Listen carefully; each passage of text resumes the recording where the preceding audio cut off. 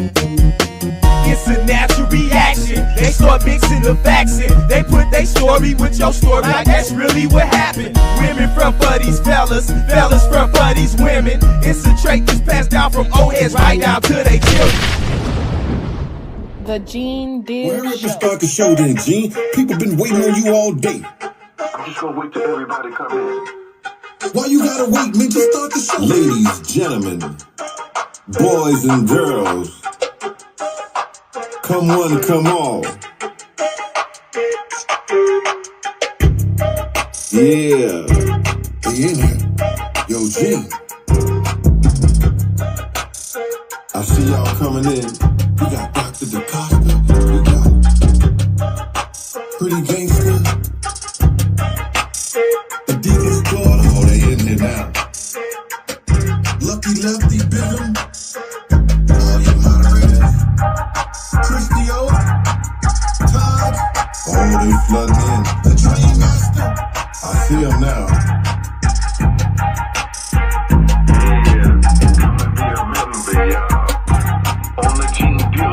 On the Gene Deal Show. Come and be a member, yeah. On the Gene Deal Show. On the Gene Deal Show. Come and be a member, y'all. I'm a member. On the Gene Deal Show. On the Gene Deal Show. Come and be a member, y'all. I'm a member. On the Gene Deal Show. On the Gene Deal Show. Come and be a member, y'all. Yeah. On the Gene Deal Show. On the Gene Deal Show. Come and be a member, y'all. I'm a member. On the Gene Deal Show. On the Gene Deal Show. Gene be talking that real shit. Yo, we gotta go for that. Yeah, this ain't Prince Stafford. What's going on? What's up with it, Prince? Oh, sure. Alright, this paperwork party, man. I seen you on my Instagram today. Paperwork party, all on you. Paperwork party, all on you. Gene Deal Show, paperwork a producer. We sliding in like Medusa. It's getting looser and looser. Some exclusive for losers. They on my Instagram, baby. They mad cause paperwork and Gene good paperwork. So get your membership, subscribe, and hit the like button. Best content on YouTube. We ain't doing this shit for nothing. Cash App, PayPal, or hit the super chats. Relax, tune in. We about to get it. Come and be a member, y'all. On the Gene Deal Show. On the Gene Deal Show. Come and be a member, y'all. Yeah. On the Gene Deal Show. On the Gene Deal Show. Come and be a member, y'all. I'm a member. On the Gene Deal Show. On the Gene Deal Show. Come and be a member, y'all. I'm a member. On the Gene Deal Show. On the Gene Deal Show. Come and be a member, y'all. Yeah. On the Gene Deal Show. On the Gene Deal Show. Come and be a member, y'all. I'm a member. On the Gene Deal Show. On the Gene Deal Show. Paperwork a producer. Paperwork a producer. Paperwork a producer. We sliding in like Medusa. Paperwork a producer. Paperwork a producer. Paperwork a producer. That's on that Gene Deal Show. Paperwork a producer. My boy Gene Deal, man. Paperwork a producer. We sliding in like Medusa. Paperwork a producer. Paperwork a producer. Paperwork a producer. That's on that Gene Deal Show. Lego. Yeah, yeah.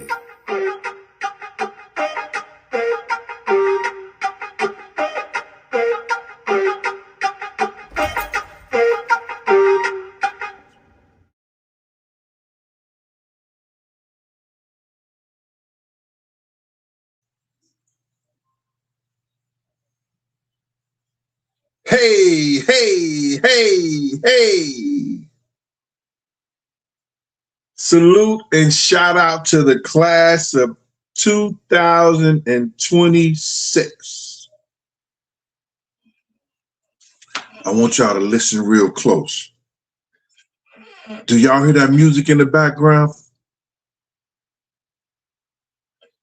I need to know, could y'all hear that music in the background? Oh, Jeffrey Wilson, I'm about to be sipping on, you know what I'm about to be sipping on right there in a minute. That's the Macallans. But do y'all hear that music in the background?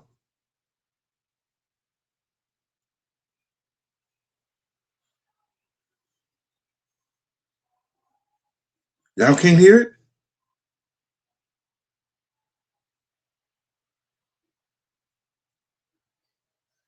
No?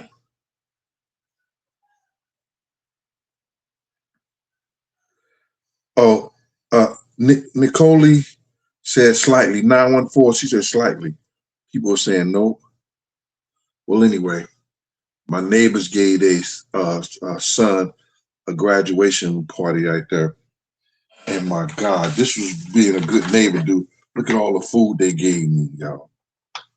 Oh my God. I got salmon. I got beef ribs, beef tips, jerk chicken, pasta, asparagus. Oh my God. Brown rice and chicken. Oh my God. Listen, my greedy ass had to show y'all this plate. It is incredible. You understand? They serving a little late, but hey, I got mine. And I ain't have to eat and run. She gave me a big tray, said, Gene, fix whatever you want. And I did. And we got the mousse brownie cupcakes. Yes. Listen, just wait me 1 second. Y'all gonna love this show, man. This is just some grown folk shit that we're gonna talk about tonight. It could be grown folk shit in the hip hop thing, because I hear a whole lot of shit is going down, and with Charlie Baltimore and some drug charges with somebody she was dealing with or whatever like that. I hear somebody is beating the shit out of their girl and all like that. Anything y'all want to talk about tonight, we can talk about, man, because, you know, I'm tired of this. I'm tired of a lot of shit, bro. So, you know, just like you might be cutting some shit out of your life, I know I got to cut some shit out of my life too. You understand? And that's what I'm working on doing, and that's what I'm doing. So listen here, man. Please, please, let me put my food up 1 second. Y'all go get y'all drink together. I'm gonna go get another cup, a clean cup. I'm gonna get my drink together. I got my smoke right here, and just give me that 5 minutes. Throw some aluminum foil on top of this, slip it in the refrigerator, and I'll be back. I know y'all say, Gene, you should have did that shit before. No, I wanted y'all to see what a good neighbor, how good neighbors look out for good neighbors. All right? Looks like I better not eat all that. No, it's going to take me a few days to eat all this, and I'm going to mix them because I made some pasta myself today. You know what I'm saying? Okay, just give me a minute, y'all. Just aluminum foil, put it in the oven until I get ready to put it in the refrigerator. This shit right here, I was tasting it. Lord have mercy. I'll be right back with y'all.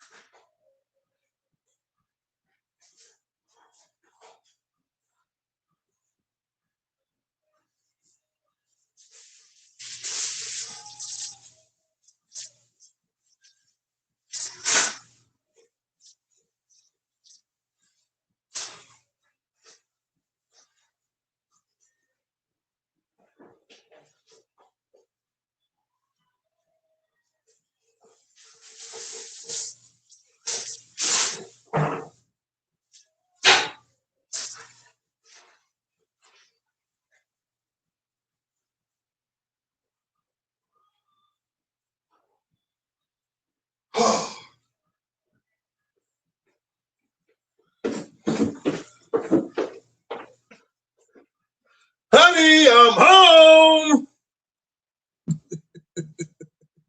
Hey, y'all, thank y'all. I appreciate the people that have waited on me. I appreciate the people that's in the chat tonight. You know, I'm gonna sip on this Macallan.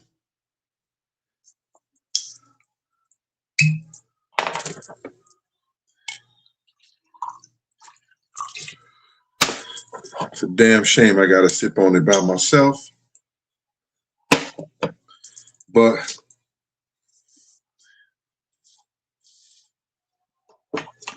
I'll be all right starting tomorrow. I'm gonna get on some shit. I'm gonna get on some shit. Light the cigar.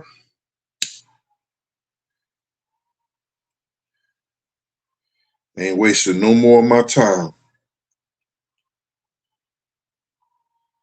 Let me just light this cigar. We're gonna get into this grown folk shit.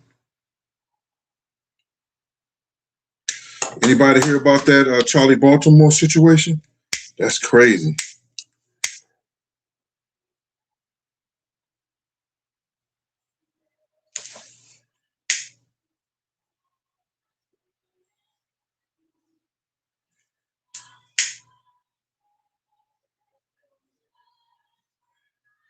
I hear that music so good. Y'all say y'all don't hear it.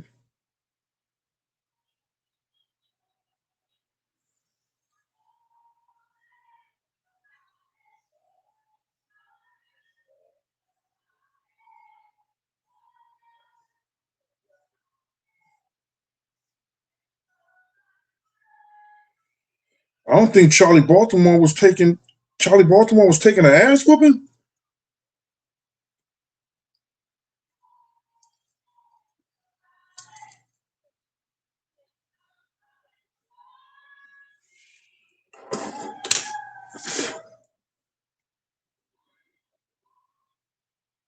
Sean says she slightly hear it. Yeah, my neighbors them over there partying and everything like that.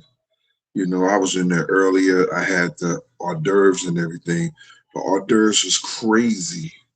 They had shrimp. They had jerk chicken, jerk barbecue chicken.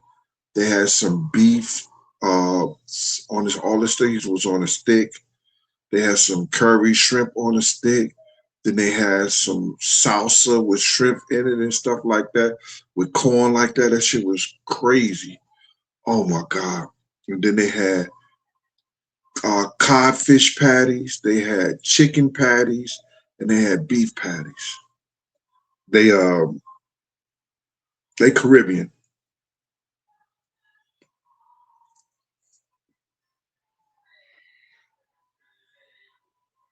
And they had a lot of fine women over there. A lot of fine women. They're a little young, you know what I'm saying? But they had a lot of fine women over there. Yep. Made a mistake and left my phones home because I'd have been taking pictures if I didn't. You know, I could have went across the street and got it, but I didn't. No, it was.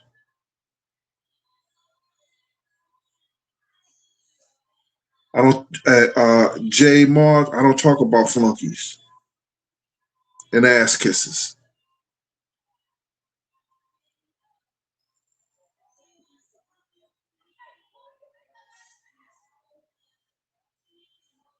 If you want to know that. Yeah, they have some fine women over there, bro. And I mean like nice shapes. Oh my God. I ain't never seen it was about 30 women in there. And that's probably their mother friends and everything like that. And damn near 24, 25 all had nice shapes. I was like, damn, these Caribbean women are taking care of themselves. Ebony, I've been all right. Hey, law student from Cali, what's good with you? All right, man. This is going to be a glad show. That's Gene Late After Dark. Whereas that you're going to be able to call in. You're going to be able to call in, talk your shit, say what you want to say. And we as adults have an adult conversation. If you want to talk about the hip hop shit, you can talk about the hip hop shit. Momo L. Hold on. Oh, that's how we doing it, Mo? You should have gotten you one, boo. Wow, so you sending me out like that? No, so you letting the chat? You heard her, chat? She just sent me out there. That's all right. It's fine with me, Mo. Listen in. You hear the music going, Mo? They still over there. They still over there.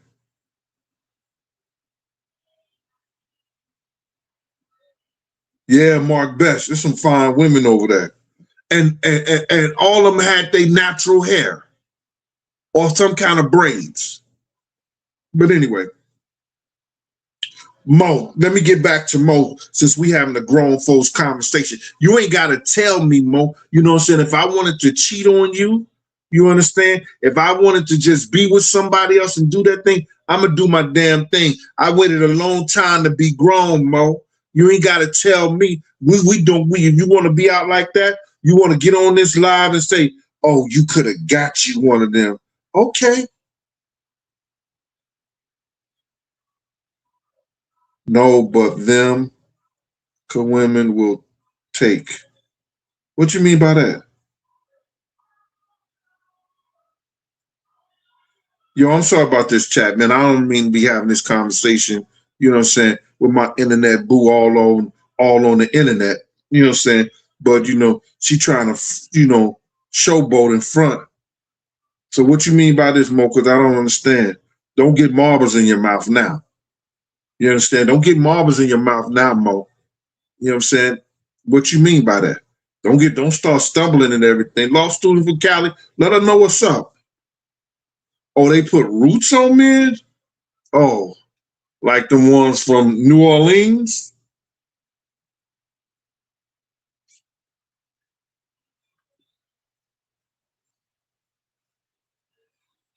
I thought that was some New Orleans shit. That's some Caribbean shit too? 2026 said yes. LOL. Oh no. That's two, so watch them. Oh, okay, Mo. I just want to know you sending me out there. So I'm out there now. Yo, listen to me. I'm letting the chat know right now. On this internet thing, I'm free. I'm looking for me a new internet boo. I drink to that.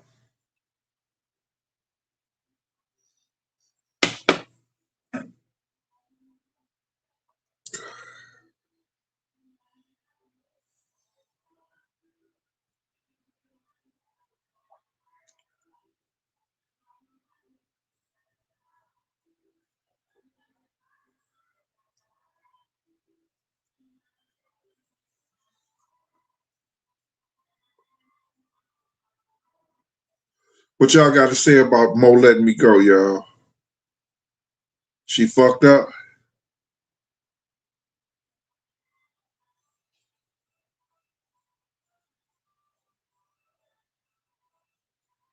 Dante Francis say, I'll drink to that too. Okay.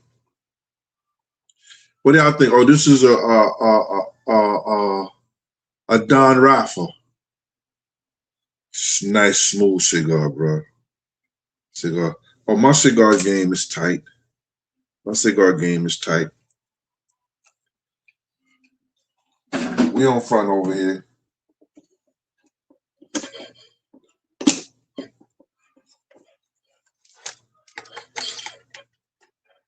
My cigar game is tight, y'all. We not fronting over here.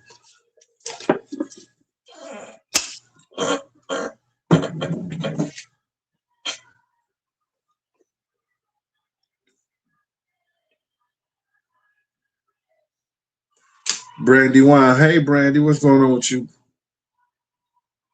So now, listen here, y'all. The worst thing a man could do is to beat on a woman.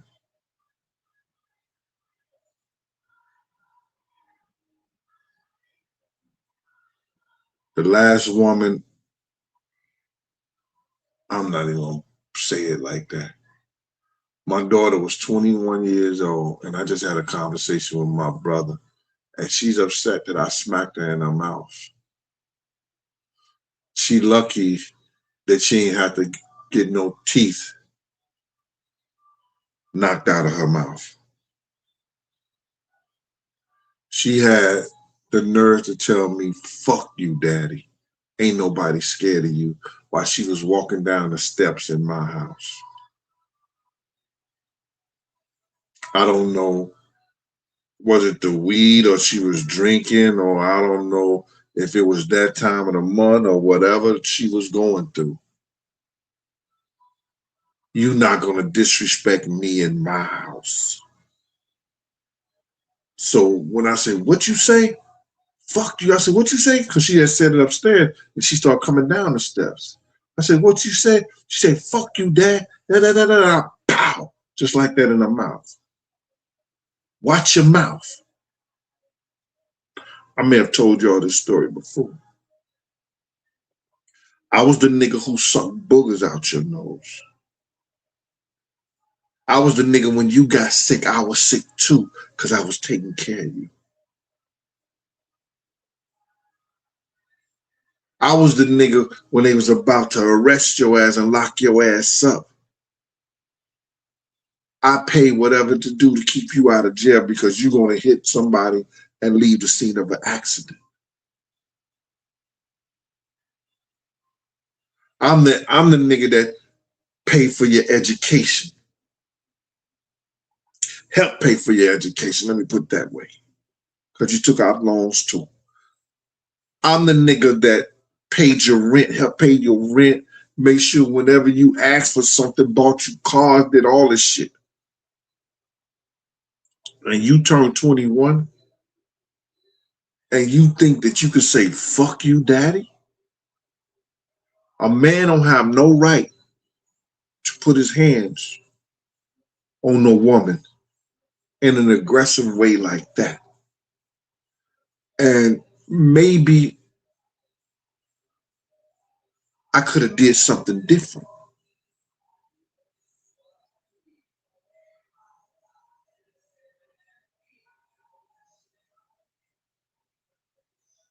We was cool. Check this shit out. Me and my daughter, that was 21. My daughter's 30. She's born in 89. Help me, y'all. She's 37 years old now. She's 37 years old. We got cool back until she was 22. We started back talking. We was everything. Hey, daddy, I love you. All that bringing for that. Woo, this, that, and the third. 2.5, 3 years ago, I guess she started seeing a psych. And I ain't spoke to my oldest daughter since then. And I asked my other daughters, what's going on? Was that like with your sister and everything like that? They check on her and stuff like that. Dad, just leave it alone, just leave it alone. And some her psych told her. And I just had a conversation with my brother. And it's something she told my brother. That now, instead of moving on, as I thought we had moved on from 22 to 33, when she started seeing her sight, she didn't want to have nothing else to do with me or talk to me. And it fucked with me. But I'm a type of dude that know how to give shit to God. I'm a type of dude that I know I did everything that you're supposed to do as a man to take care of yours. If I'd have told my mother, fuck you, I'd have been coming to the internet like this. This is the Big Gene Show. I wouldn't have had no motherfucking teeth in my mouth.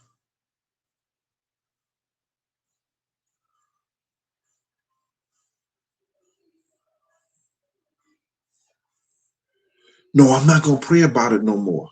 I ain't got to pray about it no more. That's the beauty of giving shit to God. That's the beauty of knowing your spirit and your strength inside you. I have to give a motherfucker to God today.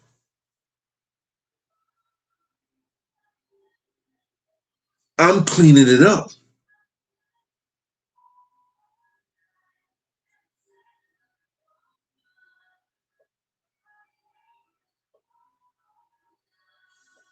Jay Marsh, exactly.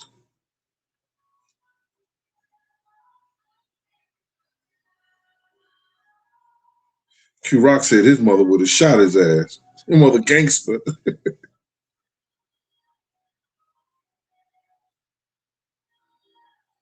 My whole thing about it is that the beauty about my channel is that I don't have to sit on nobody's couch because I don't mind sharing my life experiences, what I've been through, what I go through, what I'm going to go through with y'all.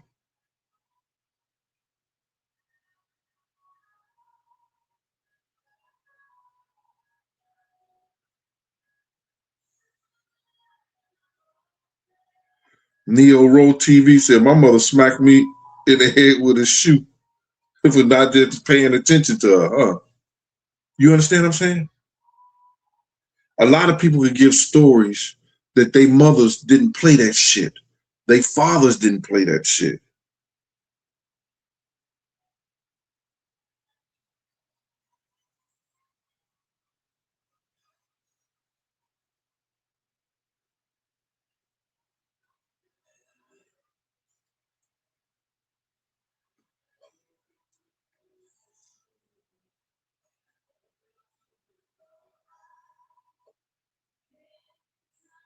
My blessings is going to keep coming.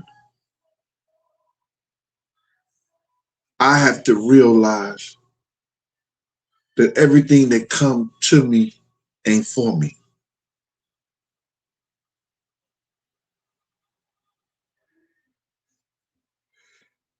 Yeah, Q-Rock City, go ahead and snatch Mo up. She free now. She ain't my internet boo no more. We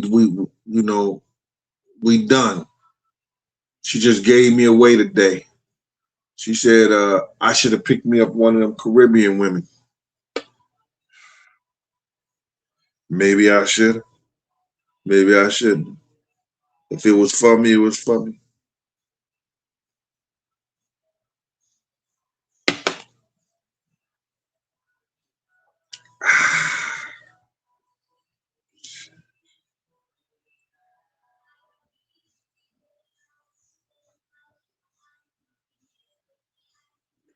Oh, you wouldn't do that? That's a good brother. Because I don't go behind my brothers either.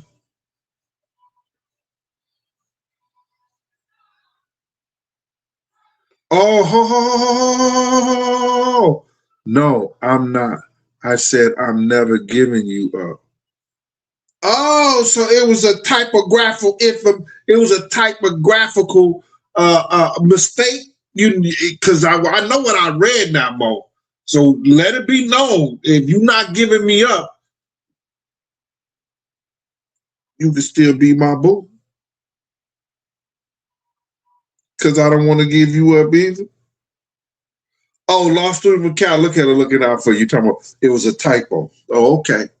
And so we was having what they may call a misunderstanding.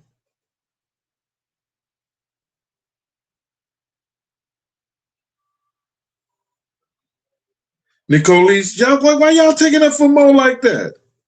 Y'all think Mo is a good internet boo to have?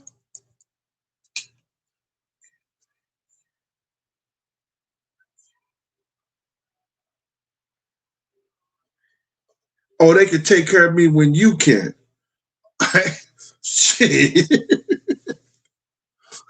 We got some kind of polygamous relationship going on. I got 2 or 3 wives now.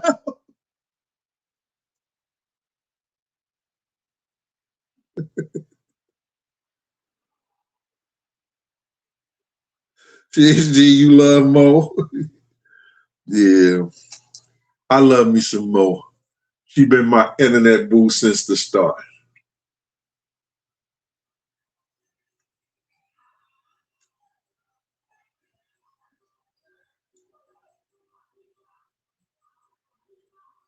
Yeah. Because Lucky died, I didn't do my thing this year. He died the week before we were supposed to have the thing. So I'm now that some changes had and went down, Starting the day, I'm going to probably get at that cookout in August. I'll probably do that cookout in August. Now I'll come back on the East Coast and do the cookout.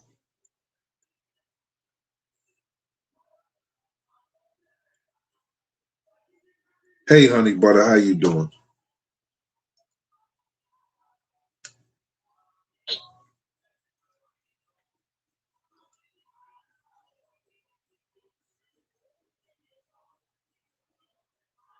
Yeah, I miss Lefty too, bro.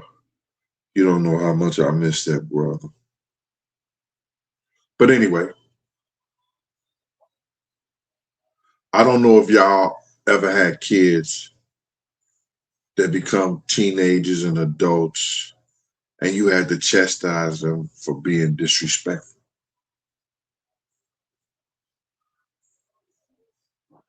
Now I could never take it. I don't take niggas calls. I don't fuck with niggas. If I don't fuck with you, me and you had it out, especially when you try to have niggas do something to me, we could never ever be friends. We're gonna always be enemies. Always. You understand? You make your amends with God. You ain't gotta make your amends with me.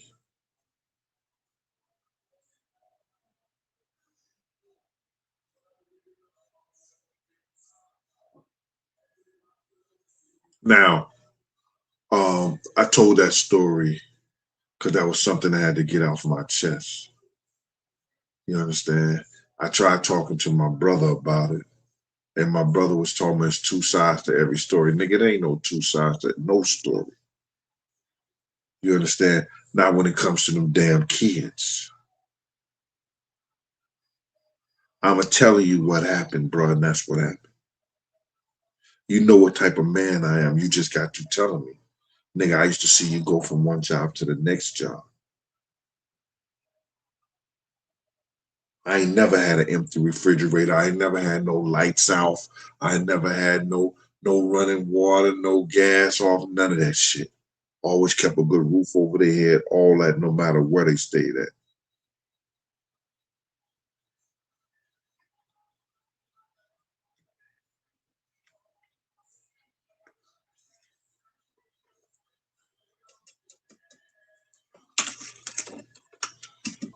You know, two sides to know every story with them damn kids.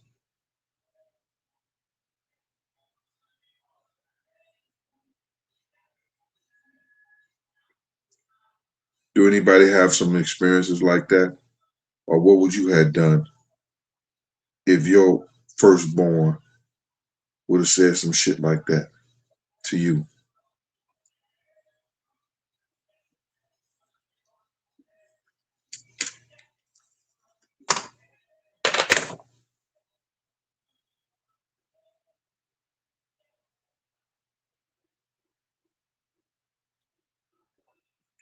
Yo, y'all like and subscribe, man, and tell a friend and tell a friend. I got all the books in right now. They came in, and my last book, The Downfall and Reckoning of Bodyguard and a Hip Hop Star.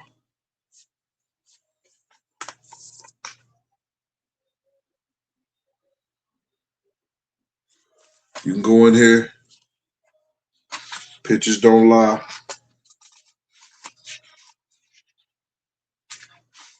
Got that Q code in there. You can see that. And go to a bunch of pictures. Over 150 pictures in the book.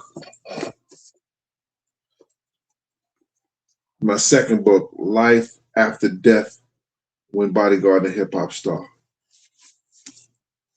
Pictures of the same gang and Slick and the family. Got over 100 pictures in there.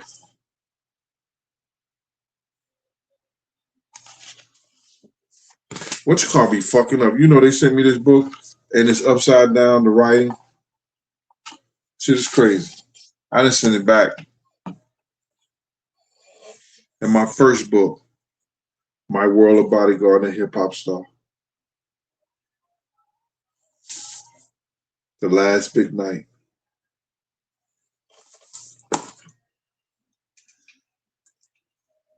Y'all know y'all can get them.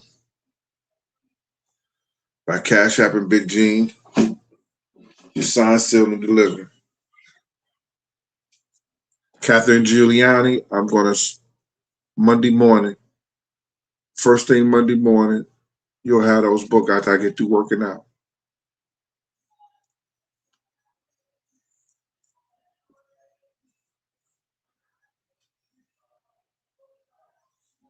Now, a man don't have no right to be beating on his woman.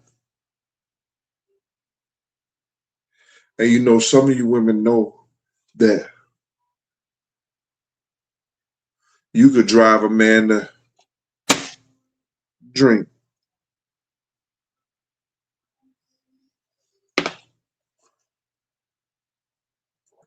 But a good man knows and understands his worth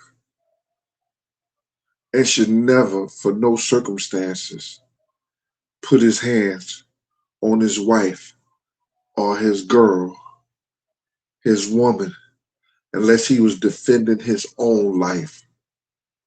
Because you know, some of y'all could be crazy too.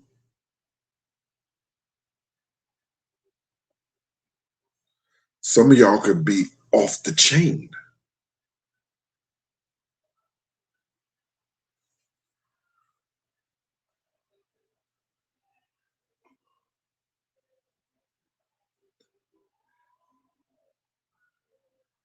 Can I post this?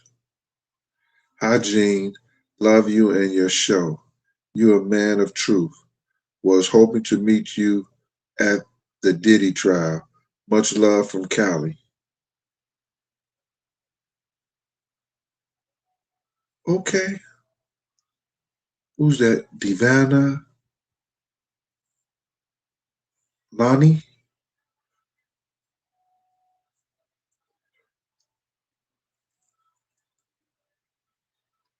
Well, maybe you could come to the book signing.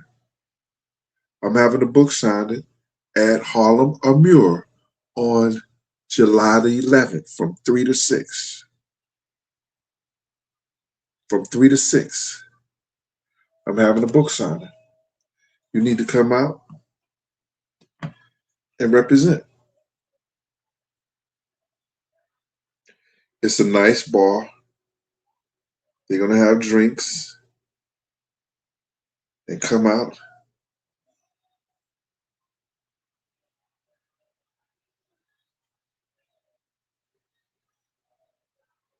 Let me post it so you can see it.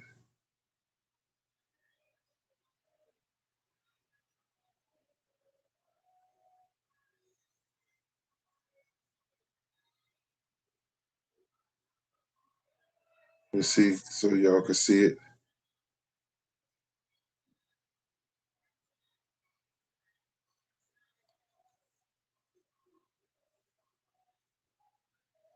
There you go right here.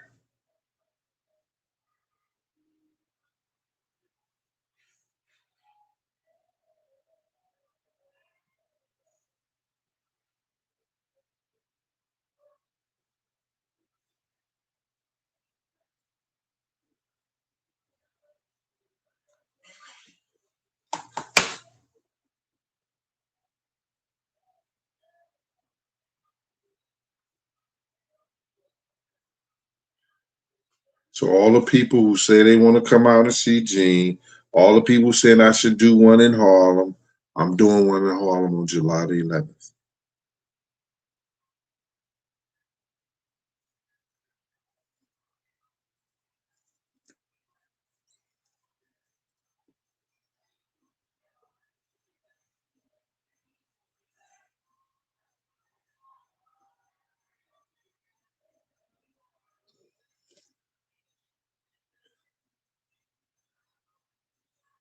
Please hear my story. I'll hear your story, right?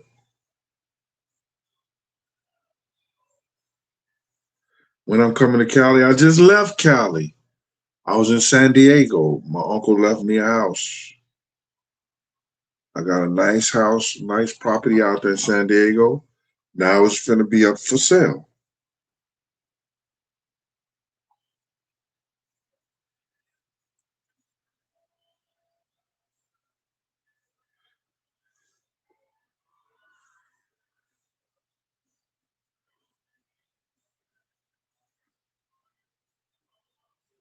I spoke to Miss Giuliani.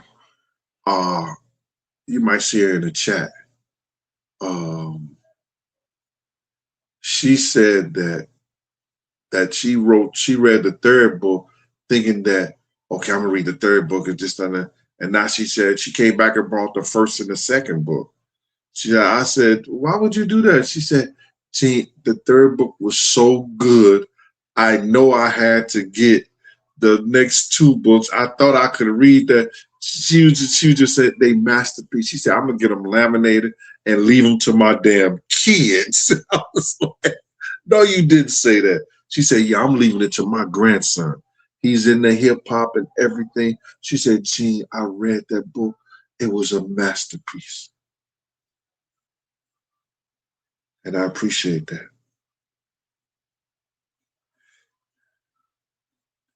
I'm coming back to Cali because I gotta get one of those pods and take some of my uncle's stuff.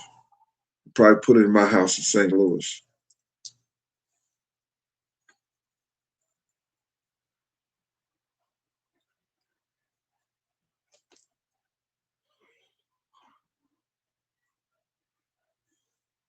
Yes.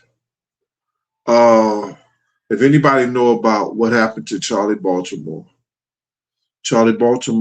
was the Notorious Big's girlfriend. Big was in love with Charlie Baltimore, even though he was married to Faith. If Big was alive, Little Kim and Charlie Baltimore would have probably been the top two all-time women rappers, or maybe just rappers of all time, because both of them could write. And with Big putting his twist on them and helping them, they shit would have been out of order.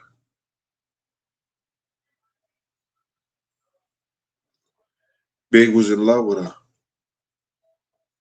And you see what all his niggas did after he died. Shit was crazy. So listen, we're going to open up the phone lines. Law student from Cali.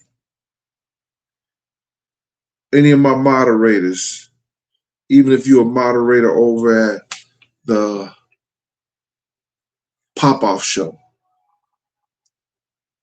201-969-6168. We're going to open up the lines. You can ask me anything. You can talk about your shit, your relationship. You're going to have a couple of minutes to do it. If I don't get your call, I will call you back. Let me see. Come on, let's do it right here.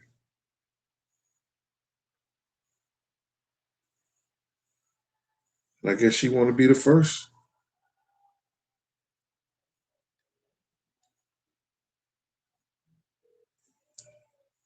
What's up, G? Hey, who is this I was talking to? This Law Student Cali. What's up, G? What's up, y'all in the chat? Hey, what's up, girl? What you want to talk about? Okay, listen, I got two things. Like, when you were talking about the part about when you got on your daughter about what she said, right? I can relate to that because you know how close I am to my dad because I shared that with you. Right. And you know my father's deceased. So there was a little situation where I needed some help from my father. Now, mind you, I'm a daddy's girl all day long. And I'm not ashamed to say it. But this one particular time my father told me, no, y'all. And that joint stung like a bee, okay? Right. And I too popped off like your daughter. I was like, Daddy, fuck. You know what I'm saying? So he said, what? His eyes got so big, man, I knew that I was about to lose my whole entire life. You know what I'm saying? And I didn't even feel it come out my mouth. Like, I think I was more shocked at the fact he told me no, because my father never tells me no. He would never tell me no. Because I was such an astute student, you know what I'm saying? I got good grades. I did everything he told me to do growing up. But that one time he told me no, it like hurt me so. He told me no. And so I popped off at the mouth and he had to get me straight. just like you had to get your daughter straight. And then we got past it, you know what I'm saying? And he ended up having a talk with me, and he was very stern when he said what he said. And he was like, don't you ever in your life say F me. He was like, because I pay your rent. And he was, y'all, my father was covering my rent. I could do whatever with my money. But he was covering my rent. He was paying a lot of my bills or whatever. And he was like, but don't you ever do that. He said, until you can get a nigga that can do what I do, you ain't got no nigga. I'm your nigga till you get a nigga. He told me that. I was like, oh my God. So my father really got down with it. So that's that part. So I can definitely relate and understand why you had to put your daughter in check. So I don't knock you for that at all, because I experienced that. Now, the other thing that I want to say is that you are right. No man should have to hit a woman. And when you said that sometimes women are crazy too, this is a transparent moment for me. And you are right. Now, sometimes when we get pushed to the limit, you know what I'm saying? And when I say women, we get pushed to the limit, it only be if the man is not being honest. Because, you know, men have a tendency, not all men, some men. Men have a tendency to say, oh, I wasn't doing such and such and such and such. You know what I'm saying? And they might not have been doing such and such and such and such. But then, that same little instance where they said they wasn't doing such and such and such, you might find out, not because you went through phones or anything like that, but because the information came to you, and then you were able to go back and recollect, right, and be like, what? Nah, he said da-da-da-da. So for me, y'all, something like that happened. I had to pop my nigga in his store.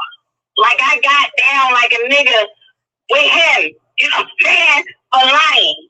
So I think that might be the only time that I had to really pop off and get upset and go like a dude. But that's not something I'm proud of, ladies, because I'm a girly girl all day. I ain't trying to fight no dude because y'all stronger than us females. But instances like that, lying, and I catch you in a lie, it's just no telling where my attitude might go. But you know, you grow and you mature from that and you become emotionally intelligent. And ladies, let's hold ourselves accountable, okay? Sometimes we do jump out there, but we get better with time. But, you know, that's what I wanted to add to the conversation. So that's why I call it G. Okay. Well, this is what I'm saying. I was always told I can't feel or think what a woman feels and thinks because I could never put myself in that position. And I would hope a woman would never put herself in a position to put her hands on no man and think that man may not put his hands back on him. Because some of these niggas out here is crazy and they would. You know, I really appreciate a man who doesn't let his hands become bisexual and put his hands on a woman. You understand? I appreciate that, but it could be hard for some guys to do that. You know, grab them, hold them, wrestle them, and stop them. But to punch them and hit them like that, nah. You know, it's no place for that ever. You understand? There's no place for that ever. Especially if that's your woman and you still want to be with them. You understand? You still you gotta grab them, you gotta hold them, or you gotta run. I'm running. And if she catch me, oops, I'm sorry. I'm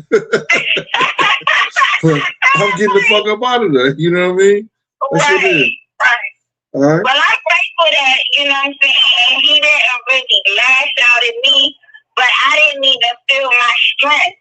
You know what I'm saying? When I lashed out and stole him in his jaw, like I was like, oh shit.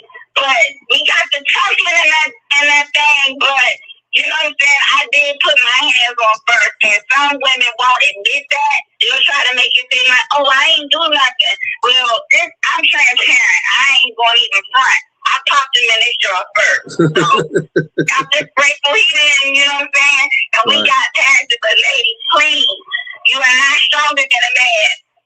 Don't pass the first leg. Don't hit them. If you that pissed and you know you done caught him in a lie, you might as well go out with your girlfriends and put on your freaking dress and just get sight for the night. Not that you got to book a dude, be with a dude, but just get sight for the night. Have you a good time and then come back and maybe y'all can talk about it on Sunday, you know, when y'all go to church or look at church on TV. I don't know. But that's all I wanted to say. All right. Well, thank you for your comment, and we really appreciate you sharing that with us. Okay. You're welcome. All right, Mama. Peace. All right. All right. That's a law student for Cali. Yes, y'all. Okay. Where else we at? Okay. Y'all got the numbers 201-969-6168. If it's something that you want to share with the chat, please do. You understand? That's what we're here for.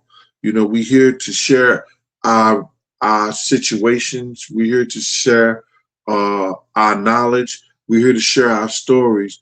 And maybe some of our stories imagine we could help each other get through this shit. It's times like that.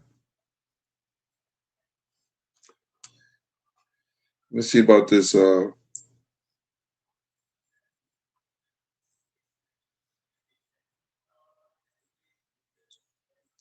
Hello? Hello? Yes, this is Gene Deal on the Gene Deal Show. Who's speaking? It's the Gene Deal Show. It's the Gene Deal Show. Oh, my God. Hi, Gene. I love you. This is Diviana. Hey, Diviana, what's up, Mama? I want to get your books, but when are you ever going to be here in Cali? I live in San Diego. So I was in San Diego for like a week and a half. I have a house in San Diego. Like, yeah. Oh my God. I was in Oceanside. Oh my. No way. Don't say that. I live right. Oh my gosh. Yes. I live in Oceanside, the border of Oceanside. No way. What did you buy a house next to me? No, no. My uncle was a Marine, because you know that's a army, that's a military town. Yeah, Camp Pendleton and everything like that. My uncle works for the sheriff department. They found him dead in the house. He had died, and he left the property to his family, me, and we're on Big Surf. You know where Big Surf is at? Big Surf. I'm trying to. I mean, I don't know. Like, I'm from New York originally, right? New Jersey. So I moved to Cali. I'm in here now. I've been here now for a while. But yeah, I'm like right on the border. Oh, yeah. Wow, that's crazy. So you know, I mean, I'm sorry about your uncle. Yeah. So you know, he's a wild boy. So I was going through his pictures and everything like that. Ooh, Lord have mercy. Oh. Yep. So I'm selling the house now. So I got to come back. Are you going to be coming down anytime soon? So I like to do a book signing or anything? You got a lot of fans here too in California. Yeah. I got a couple of military guys out there, and then I didn't know how much they knew me when I was walking through the mall. I went over there to that in Ocean. They got that big what you call that? That the one with in Carlsbad, that mall. Not the mall. What you call it? The outdoor outlets with all the outlets and stuff like that. It was pretty nice. Oh, okay. So, oh my gosh, you were right next door. Yes. Gene, I tried to meet you in New York City, and I was so sad that I didn't get a chance to meet you or get a picture with you. But I definitely want your book. So I don't know if you come down, would I be able to get a book, like a picture with you, or to get a picture and buy your books? Well, I don't travel with my books, nothing like that. I think that's kind of corny. But you can always get them off Amazon. You see me, I'll sign them for you. You'll sign them, right? Yeah, I don't have no problem with that. Or you could. I'll just get it from you then. You're selling them too. Yeah, I can sell them too. I'm having a deal starting July the 2nd. Where I'm giving all 3 books up until I leave the East Coast on the 17th. So up until the 16th, I guess. All 3 books, you can get them for $100 from me, signed, sealed, and delivered. Oh, wow. Okay. Yeah. So maybe that's better that way. I'll do it that way then. Okay. I'll post it right now while you're on the chat. And You can Okay, see then how I you gotta can wait till June. I gotta wait till July 2nd, right? No, you don't have to wait till July 2nd, but then I'm going to mail them out before July 2nd. I'm going to start mailing them out July 2nd. They actually came in today, you know what I'm saying, which is cool. Okay. All right, so if Okay, you want to good, get the books, you can. All three for $100. But Okay, that's a great deal. yeah, tell us a story. Did you ever have an incident, a situation, whereas that you was disrespectful to your parents, or you was a goody two shoe girl? No, I was a goody two shoes. Oh, you was a goody two shoe. You know that. Okay. All right. Yeah, I was just one of those. Yeah, I like my parents barely knew I was there. Okay. Yeah. What about But your? I'm not like that anymore. Now I talk back to the left and right. Oh God. What about your man? Did you ever have a situation with your man whereas that you felt like that he should have slapped you or you should have hit him or something like that? I mean, in the past, yeah, I kind of had incidents with a couple of men, but honestly, I didn't do anything. The neighbors heard and they called. So yeah, it didn't turn out like too good, but yeah, so. Okay. All right. Yeah. At least the neighbors were watching out for me. I mean, I was younger then, I was younger and stupid, so I didn't realize that, it was wrong. As you get older, you get wiser. Right. You got a New Jersey number though. I know. I told you I lived in New Jersey. But I came to New York because I was doing like the acting thing. Yeah. But I was always in New York, and then I moved to California. And I was going to move to LA, but, I guess it just wasn't meant to be. And I ended up moving, like you said, like right here in Oceanside. My parents are in Oceanside, and I live like right on the border. Right. Ain't that Highway 6? Is that 6 or something like that? That highway? Which one? There's highway or Interstate 6 or something? No, 10. 10. You mean? Oh, there's. Yeah. Yeah, there's 10. And then, I know all about Camp Pendleton because all the Marines. So I'm just wondering, like, in that area, Oceanside, there's a bunch of Marines. Like you said, your uncle. Yeah, my uncle lives 6 miles from Camp Pendleton. Okay. Right, he lives 6 miles over Big Sur. Oh, it's beautiful over there. I mean, that's the first time I ever ate. I ate an orange off a tree. I had persimmons on my. I got so lucky, Gene, because when you live, I don't know, you live permanently in the East. You in the East Coast, or? I'm in back and forth from the East Coast to the Midwest. Yeah, right. Okay, yeah, I know you because you do your shows both. Yeah, no, but I'm telling you, it's crazy, right? Being like a New Yorker from the East Coast, I came here and I had these persimmons on my trees. I have tangerines. Mm-hmm. I've been so blessed with all these. Like, I'm just like, this is crazy. Cali's so different, though. Yeah, my uncle had. I'm a Jersey girl. Right. So it's kind of hard to get used to the Cali culture. Okay. They're a little bit more quieter. Yeah. It is. But it was nice. Oceanside. I went to this. Have you gone to the pier? I went to the pier, but this place I ate at. It was called. It's a barbecue place. What was the name? Fred. Is it in downtown Oceanside? It's in Oceanside, but it's over. It's right next to because I was staying at the Residence Inn, so it's this. Wait, the Residence Inn in Oceanside? Yes. Oh, that's not that far from where. Oh my gosh, Gene! I'm going to show you around. Okay. Let's go get some steak or whatever, and then let's go dancing. I like to dance.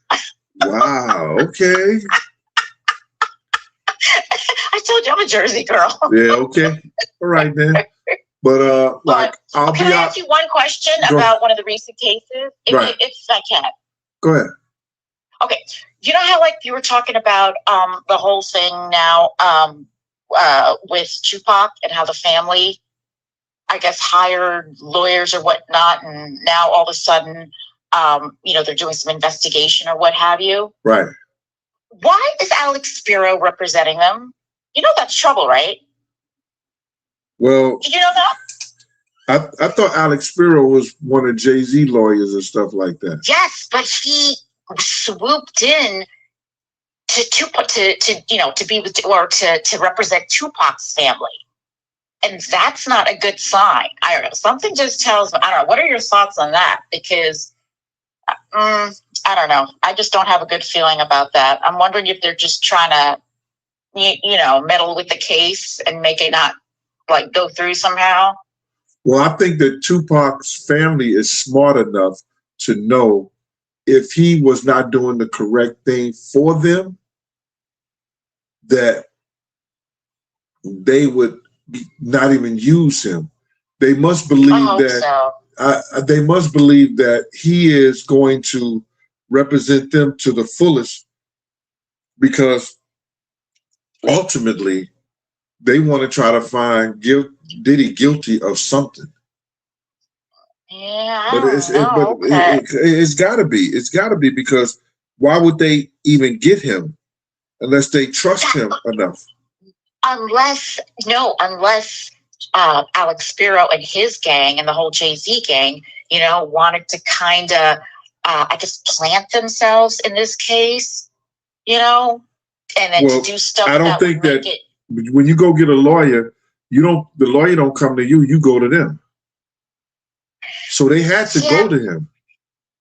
Yeah, but remember what happened to that? What's her name? That woman? Oh, Jesus, what's her name? The one that the lawyer that was with Courtney Burgess. What the heck is her name again? The Courtney. I know you're talking about the one who was the really pretty black lady. She's really pretty. Well, she lost. She didn't lose her license, but she got suspended because she was lying and she did some certain other things that allegedly did some certain other things that were unethical, and it caused her to be suspended from the bar. The boss suspended her license. But you know what happened, right?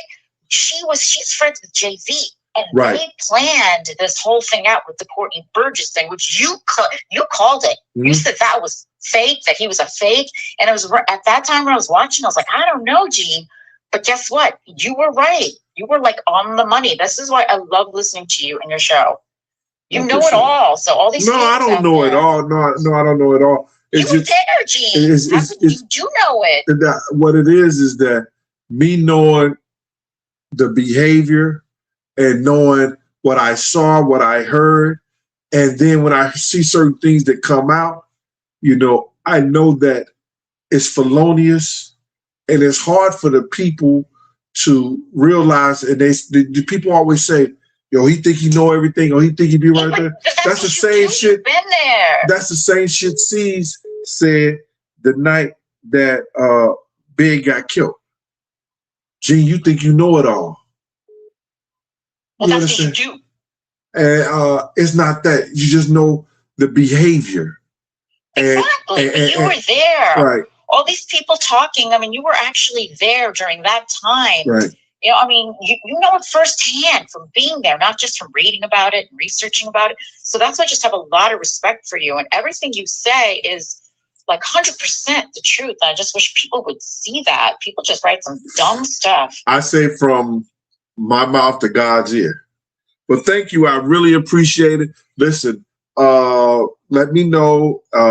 Make sure if you Cash App or you Zelle me at that 201 number, make sure you put the description, your address in. You can text your address and everything, and I'll get those books out to you as soon as possible, okay? Okay, I'll do that. Thank you, Jim. Thanks for talking to me, and I love your show once again. Thank you, Ma. I appreciate you. Okay, love you. Bye. Bye. Oh, I got friends in San Diego now. Now. Let's call Brandy.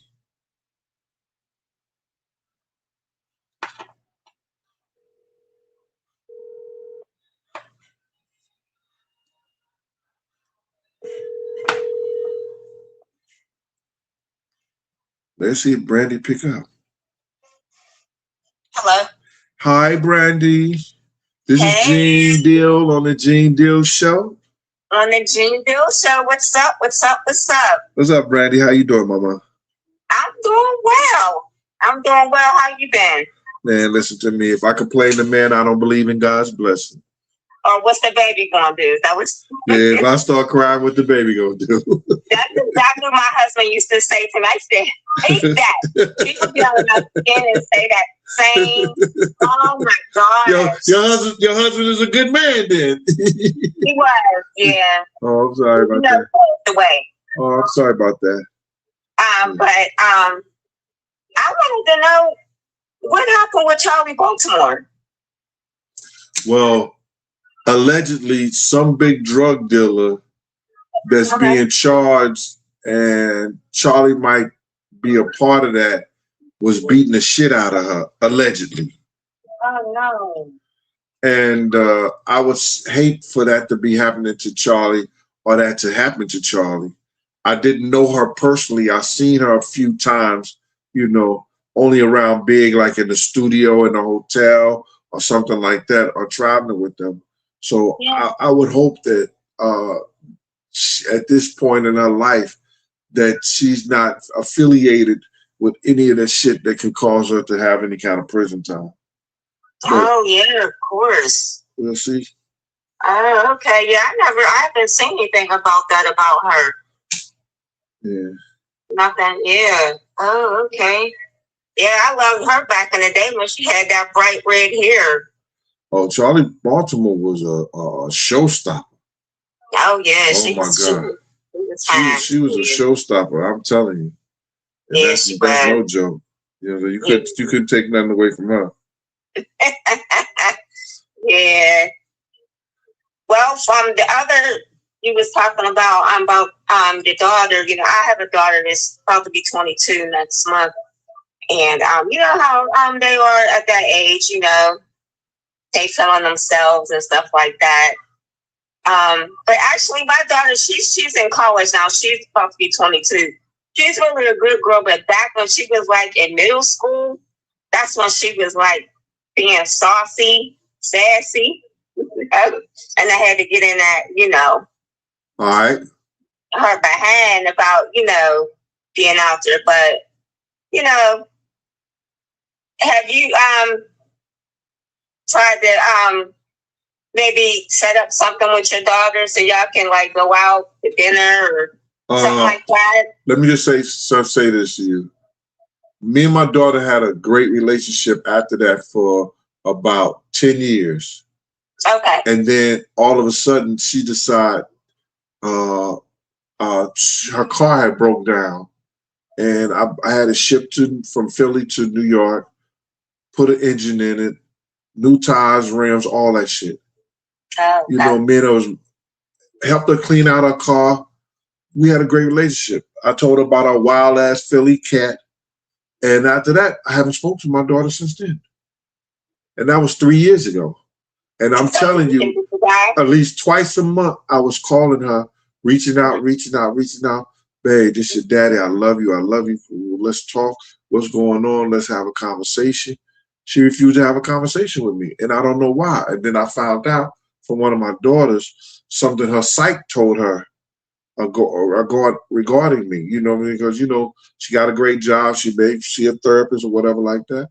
And then she refused to talk to me. So then I reached out to her mother. I reached out to her daughter, my daughters, and telling them, listen to me, I love her. She don't know what this is doing to me. So then I just had to give it to God. And once I give my shit to God, I don't worry about it no more. It ain't in my hands, though. Ain't nothing I could do. You understand? I'm not going to reach out ever again. And if that's what she chooses, if that's what she want to do, she's a grown woman. I could sit next to her and look her eye to eye and say, yo, listen to me. The only reason I put my hands on you because you said, fuck me, and I flicked you in your mouth like that. Say, who you talking to like that? You understand? So if she want to take that out of all the shit I did, you know, listen to me. Like I told you, when my daughter had a cold, my mother said, well, you got to suck the boogers out of her nose. I sucked the boogers out of her nose. You understand what I'm saying? I had no shame. You understand? I'm going to do whatever I got to do for mine. You understand? And she takes whatever somebody told her and she don't want to have a relationship with me. It's all right. It's okay. I'll be okay. I'll be all right. But you think you don't want to still keep trying because somebody like them manipulating her mind, you know what I'm saying? I gave it to God. If God bring her back to me, then he does. If he don't, que sera, sera, assalamu alaikum, come see, come sa, sala, sala, adios, hasta luego, all that shit. Bye. Well, I hope it comes back. I hope y'all reconnect. You know what I'm saying? That's your first daughter? That's my first one. Yeah. Yeah, I hope that everything God brings that back together. Because I'm pretty sure that she's listening and everything, and she's missing you. I know she is. But she may just be like you. Hey, if she is, she is. If she was anything like me, she know right from wrong. And she know that but that's not like, I don't want to go talk to him, you know what I'm saying? Like, I don't want to, she may be like that mentality like that. Like, nah, I'm not going to do it. Nope. Well, she is, like I said, and I'll repeat it again. Hasta luego, cause si come sa, sala sala. Bye. Is she gonna be at the wedding? Oh, she's gonna be at my daughter's wedding. She's gonna be at my baby's getting married. She's gonna be there. Yeah. She's a bridesmaid. But I'm not reaching out to nobody. I'm not speaking to nobody. I'm not doing that. I'm not like, listen, I'm not gonna be the one. You understand? Because I know what I did. You know what I'm saying? She know what I did. You understand? It's no ifs, ands, or buts about it. You understand what I'm saying? I worked 2 jobs. I worked 2 jobs. I risked my life every time I went out to this job. I didn't work no bullshit ass job. I was a New York State parole officer in the Bronx for 27 years. I worked the 3 housing complex, the Taino Towers, Lambert houses, Eastchester housing, some of the roughest shit in Manhattan and the Bronx. Everywhere I went to make money, I risked my life. You understand? So they could have. You understand? They didn't go to public school. They went to parochial school till I could afford a house in a great neighborhood so they could go to school and get a great education. You understand what I'm saying? I hear what you're saying. So, I'm not like, all these other guys who sit here and want to fake and talk all that bullshit and all that. I know what I did. You understand what I'm saying? I wanted them to have degrees like I had. I know you want them to have degrees. I know you want all that, but everybody's their own person. You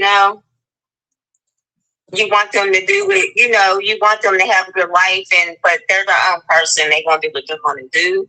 But I hope that y'all really come together, man. I really, because that's your firstborn. Yes, she is. And like Brandy, I used to cry. I used to cry so hard. Listen, Brandy. Yeah. Yo, Brandy, you just don't even know. And at one time,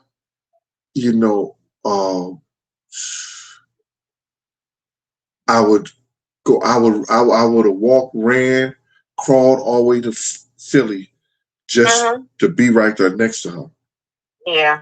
I can't do that anymore because if you can't feel what I feel and you can't love what I love, then I gotta move on. Okay. All right. Well, hopefully, I'm gonna pray for you, and hopefully, it's gonna work out. All right. Okay. It's gonna take some time, but it will. All right. Appreciate you, Brandy. All right. Take care. All right, Mama. Thank you for your comments. Right. You're welcome. All right.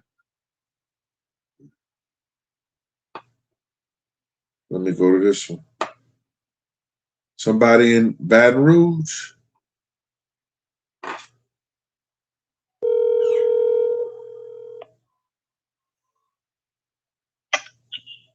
Yo, hello?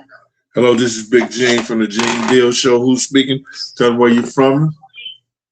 Yo, what up with the Big Gene? This is Ivan from Baton Rouge, Louisiana. Ivan, what's going on, Playboy? I'm cool. How about you, Big Gene? Man, slow motion, man. If I call it, I'll spoil it. Yeah. So what do you want to talk about, Ivan? What's up? Got a little question about the whole topic about puppet. Go ahead, listen. I'm listening. You ever seen him like put hands on Misa or what you call it? I never seen him put hands on it. I heard the stories about him putting hands on Misa.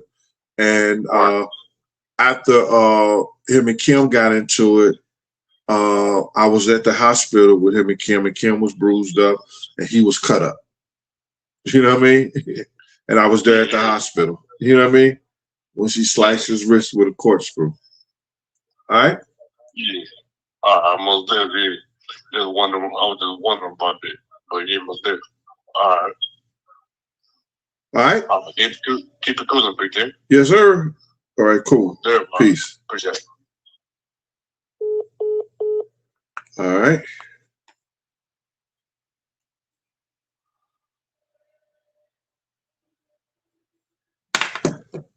If anybody want to call in, ask me about anything. Get it off your chest. You want to talk about anybody, say anything about anybody, let me know. Let's go through it. Let's do it.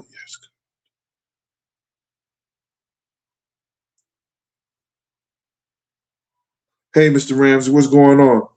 I don't know if you got that third book, Mr. Ramsey, but I'm going to be signing books on July the 11th at Club Amur in Harlem at 2082 Frederick Douglass Boulevard. This is Gene Deal on the Gene Deal Show. Excuse me. Speak your name. Tell people your name and where you calling from. Hello?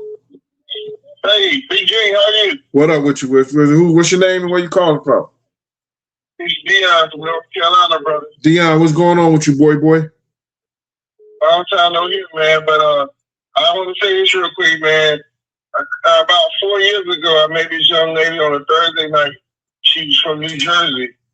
And I met on a Thursday night, and she was telling me how she'd been in North Carolina for 5 years because her mom had killed her dad. Okay. And I told her she needed to forgive her mom. So on that Saturday, I had to go to an all-night prayer shut-in at the church. And I went there for about 20 minutes, and I prayed for her. And when I showed up to her house, unannounced, her apartment, she was on the phone with her mom. I say that to say this. I know you forgave your daughter, brother, but I'm not going to be like your other callers and say I'm praying for you. I'm going to pray for you right now. You got a free second? Go ahead, Dion. Do your thing, brother. Close your eyes. All right. Father God, in the name of Jesus, just like you, I helped my prayer go through. We helped a young lady years ago. And she had a conversation with her mom. I pray right now that your will be done. And Brother Gene Life, he's been an inspiration to me and others, many others. I ask you to reconcile the relationship with his daughter. In Jesus' name, I pray. Amen. Amen. Thank you for that. I appreciate you, brother. God bless you, brother. All right. Keep striving, brother. Yes, sir. Thank you. Let me make this phone call to the Lou.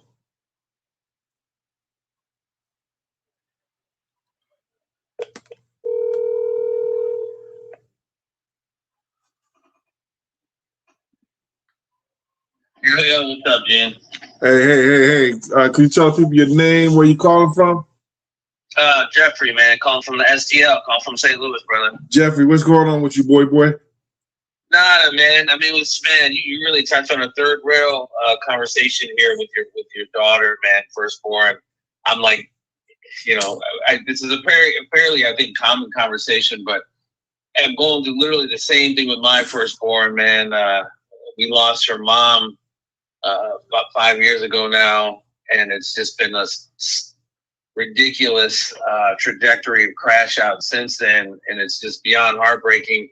And I can't begin to tell you the hours of therapy and emergency rooms I've been in, and now it's gotten to the point where it's like I don't know. It seemed like there's nothing I can do, and so I feel you. I mean, your dynamic might be a little different, but I feel like I only can love her from afar now, man. And she, the crash out's been so bad. She's had 2 kids over the last few years, and she's lost custody of them both, man. That just breaks my heart that I cannot have a relationship with my daughter or my grandchildren because of choices that she's made. It breaks my heart. But again, you can't do the work for them. I guess you can't love them more than they love themselves. Like all of it, man. But it's not easy. And like you said, you cried yourself.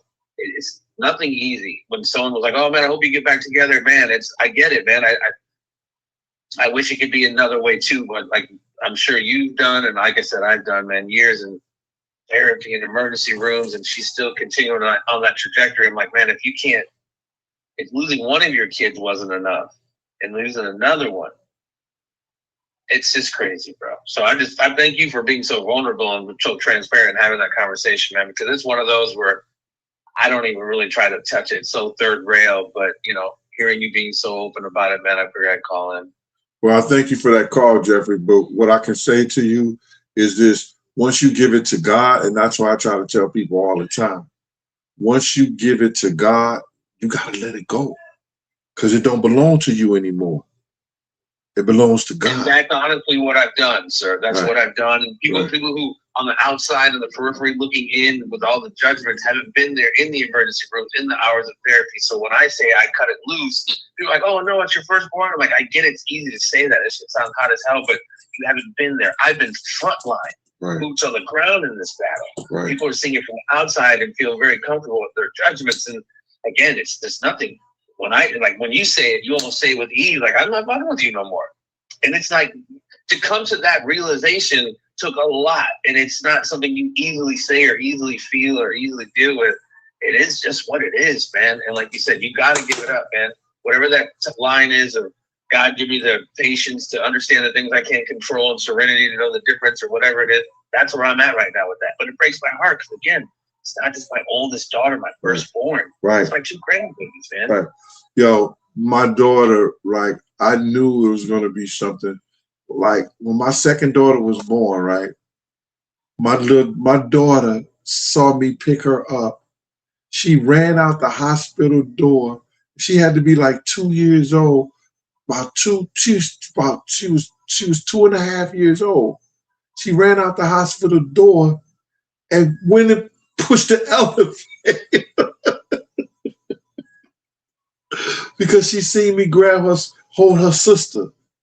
I broke her heart right then and there. I had to give her sister to her mother, then run and get her. And I brought her back up and I said, "Yo, I need your help. I need you to help me with your baby sister." We had so many beautiful times with each other. You know what I'm saying? And right. It's hard, man, but people ain't there when you at home at night and you crying because you done reached out to your daughter and she don't call you back. You see her on the gram and everything like that, and you don't, and she's interacting with other people and she's smiling, laughing, and joking. Yeah. And you don't have that with her. My daughter is an excellent writer. She has so much charisma. She's so smart and everything like that. This is a girl who went to Rutgers University, majored in English writing. You know what I'm saying?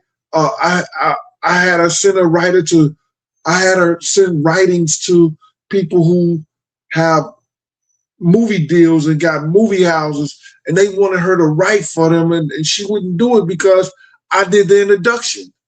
You understand what I'm saying? So it is what it is, bro. And I'm like this. I'm just saying, yo, listen to me.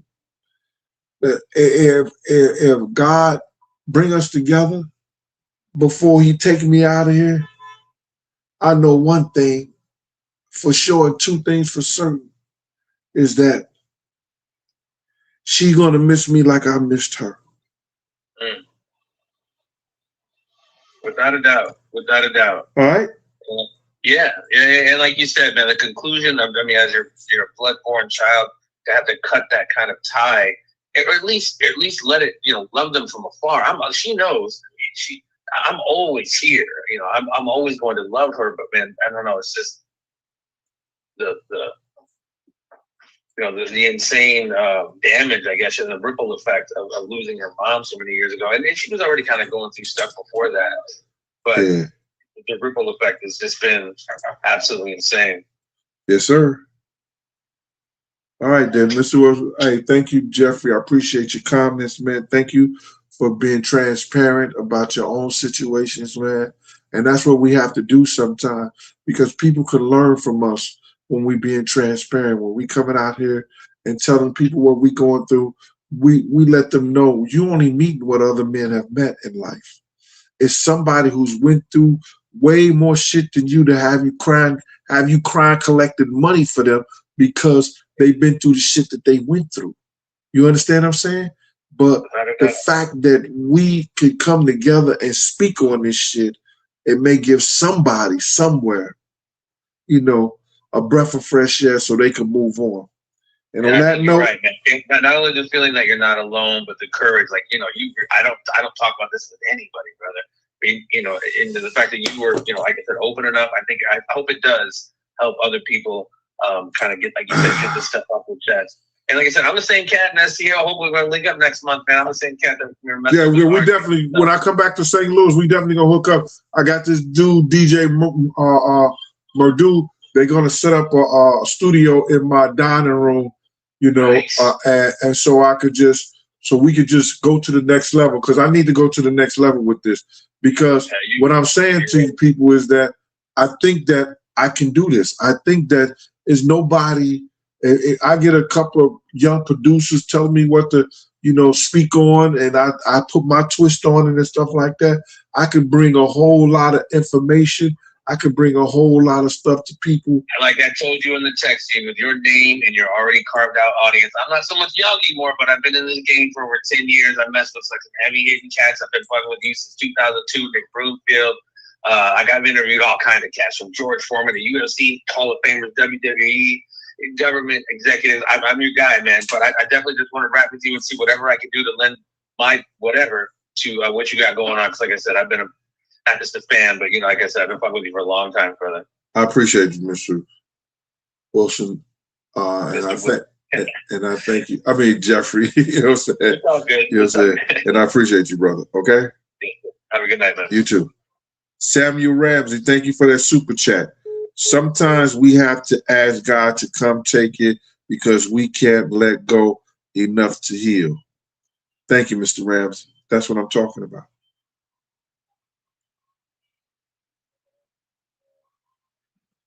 Yep.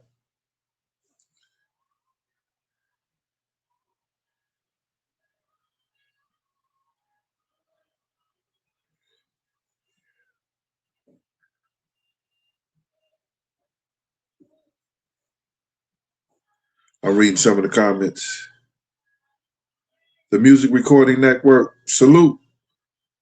Shout out to Uncle Mike.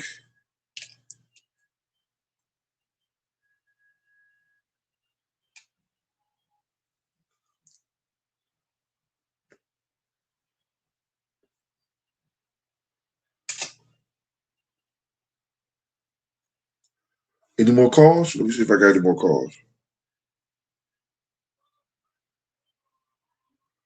Nobody want to call and speak to Big Gene?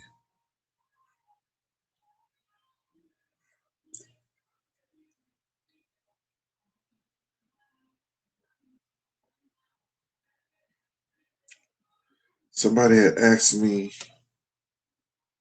Let me go ahead. I did that one. Okay. I got all those calls.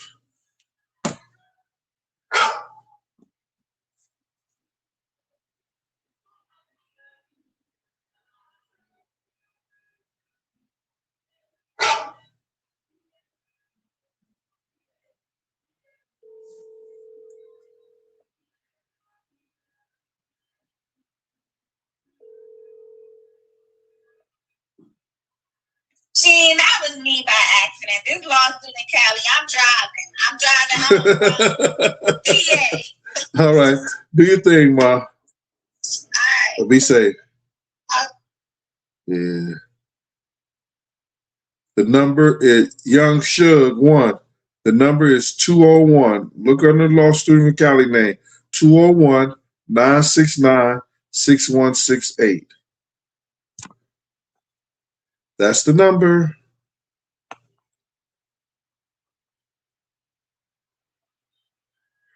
Honey Butter. They ain't got to be on thin ice. Get them out of here. Y'all get them out of here. You know, we grown folks over here.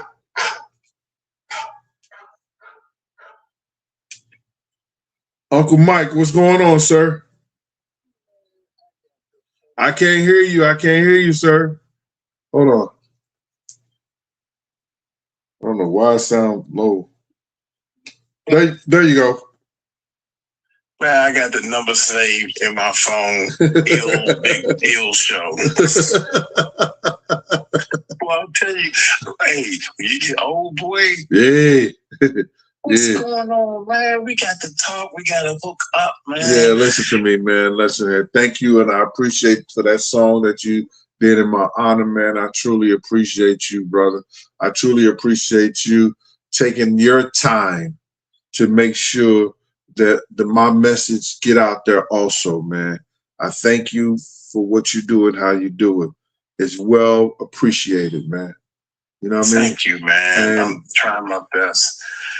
I'm putting together a reality show, man, and I definitely want you to come on and say something to the people or whatever. Do what you do. You know, I don't know what's going on. All that I know is I know how to do music. How about that? all right, no doubt, no doubt. We're gonna have to hook up because I want to get an exclusive. I always pushing your books, man. I still haven't gotten the last book yet. Yeah, did you read the first two or you just got them? I just got them, man. Wow. I'm sorry. You was all in the Philippines and everything like that, man. You could have been chilling out on the beach reading.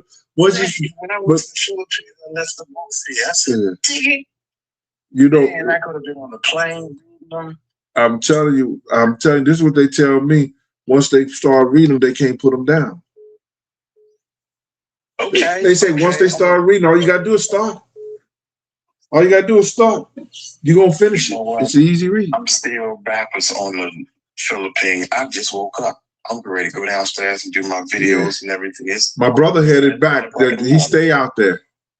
My brother stays out there too. Yeah. He was over there when they had that I don't know if it was a building that fell and earthquake. They had a regular earthquake. There's a worker a building that fell and stuff like that. He couldn't get out of there, and the cleaners had all his clothes messed up and everything like that. So he's going back on the 4th of July, and he doesn't like it over here anymore. He stays over there. That's his home. He says it's so cheap. Like, you know, he had a condo in Florida. He was paying $2,500 for the condo and everything like that. And it was a 1-bedroom and everything like that. Over there, he got a 2-bedroom. He paid like $850 in a high rise with a pool all around it, you know, everything, you know what I'm saying? And they come clean, they clean his apartment, all that shit like that. So, you know, he said the food is so fresh over there, it's crazy. Oh my goodness, I didn't like the chicken. I kept saying, why I don't like the chicken? Because it's so fresh. It tastes like, it has I don't know, a little more of a blood taste to it because it's so fresh. Yeah, he said, yo, he loves it. He loves it. And I started realizing, man, once you go over there and stay for a little while, you'll come back here and say, you want to yell to everybody, say, yo, we doing it wrong. We living wrong, man. Yeah. We buying too much crap we don't need. Right. They get up every morning and they have coffee and they sit there and talk, family talk. Just have fun and talk to the family every morning. Right. Anybody who's giving me calls from anywhere, I'm going to call you right back. Don't worry. We're going to get everybody on there, okay? Oh, people calling now? Yeah. You sure it's okay, man. This your time, man. This your time, bro. Don't worry about it. If they go, they go. They don't, they don't. You know? Man, I don't know, man. Gee, since I saw you, man, the very first time I saw you on a YouTube video, period, I can tell from your glow, your aura, that you're a straight shooter, man. You're a straight up dude. So if you said it out your mouth, I can take it to the bank. That's how I feel. I appreciate it, brother. From day one. Appreciate it. I said, you don't have a reason to lie. Why you got a reason to lie? Right. You know, you got these guys come on here, man. They want their story to be as great or as good by putting your story down. You know what I'm saying? That's my favorite part. They mix your story with my story and act like that's what really happened. Yeah. That's my part right there. Yeah, women prefer these fellas. Fellas prefer these women. It's a trait that came down all the way down to the. Yeah, listen, my brother did his thing on that one, bro. But anyway, man. So these paperwork did that. Who was that rapping on it? No, that's my brother. That's my brother. That's my real brother. My brother did that shit for me. He actually, my brother had a deal. He was going to be one of the next rappers to come out. St. Louis, his name was Big Head, and he got caught up in some stuff, man, and took an L, and they gave him life without the possibility. You know what I mean? I had a brother that was 9 months older than me, and he was a drummer, and I was the bass player. I wanted to be a drummer. He told me, so you get a guitar, and I get the drum. That way we can play together. I'm looking at him like, why you can't? But he the oldest brother, so, you know, everything used to go his way. But he committed suicide. But he was sharp. If he was still alive today, we would be millionaires. We would be rocking this music industry. Yeah. And I'm sitting here struggling, doing everything by myself. I can't find anybody that want to take this music to another level, man. So sometimes I do it. I quit, work a job. Now I'm a full-time YouTuber, and I'm going all the way this time. Yes, sir. Yes, sir. I'm going all the way. But Mike, we're going to get together, man. What part of the country you in? I'm in Washington, D.C. Well, I'm in Waldorf, Maryland. I'm in the DMV area. Yeah, I know. Oh, my God, Waldorf. I had my accident over there. 5 cars. Hit 5 cars in Waldorf. On the highway. Right off 95, man. No, listen here, bro. Yeah. Oh, my God. Yeah, put me in the hospital. Well, you stay, where you staying at now? I'm up on the East Coast right now. I'm in between Jersey and New York City, right across the George Washington Bridge. Oh, okay. You know what I'm saying? Yeah. I'm right there. So when I come through that, because I might drive through that way, you know, I might drive. No, I'm down to 4. Whenever I drive down that way and I come through Waldorf, I'm definitely gonna give you a call, brother. Okay, that sounds like a winner, man. Yes, sir. But you go ahead and do your show. I'm gonna react to this one. All right, sir. Be good, man. Most definitely. Peace out. Yes. All right, I'm going in order, y'all. So that's how we doing it. We're going in order. We got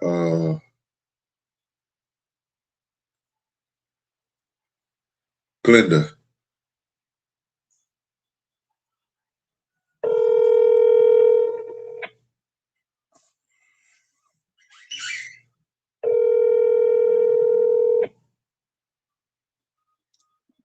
Hello. Hey, this is Gene Deal from the Gene Deal Show. State your name. Hey, Gene. My name is Glenda, and I'm calling from Alpharetta, Georgia. Okay, how you doing, Mama? What's going on? I'm doing okay. How you doing? I'm okay. I'm okay. Okay. Well, I'm still on the show live. All right. I'm still looking at you because it's like I can never catch your show live. Was you caught it live today? That's right. Because I'm sitting right in front of my So never say never. Tablet. Say never, say never. Say never. All right. It's good talking to you, Gene. Right. I've been following your show for almost 5 years. Okay. And, I've never called in. First of all, because I'm nervous and but anyway. How you nervous if you're on the other side of the phone? Ain't nobody gonna do nothing to you. Yeah, I know. But when everybody who knows all over the world may be listening to you, but you got a lot of fan base.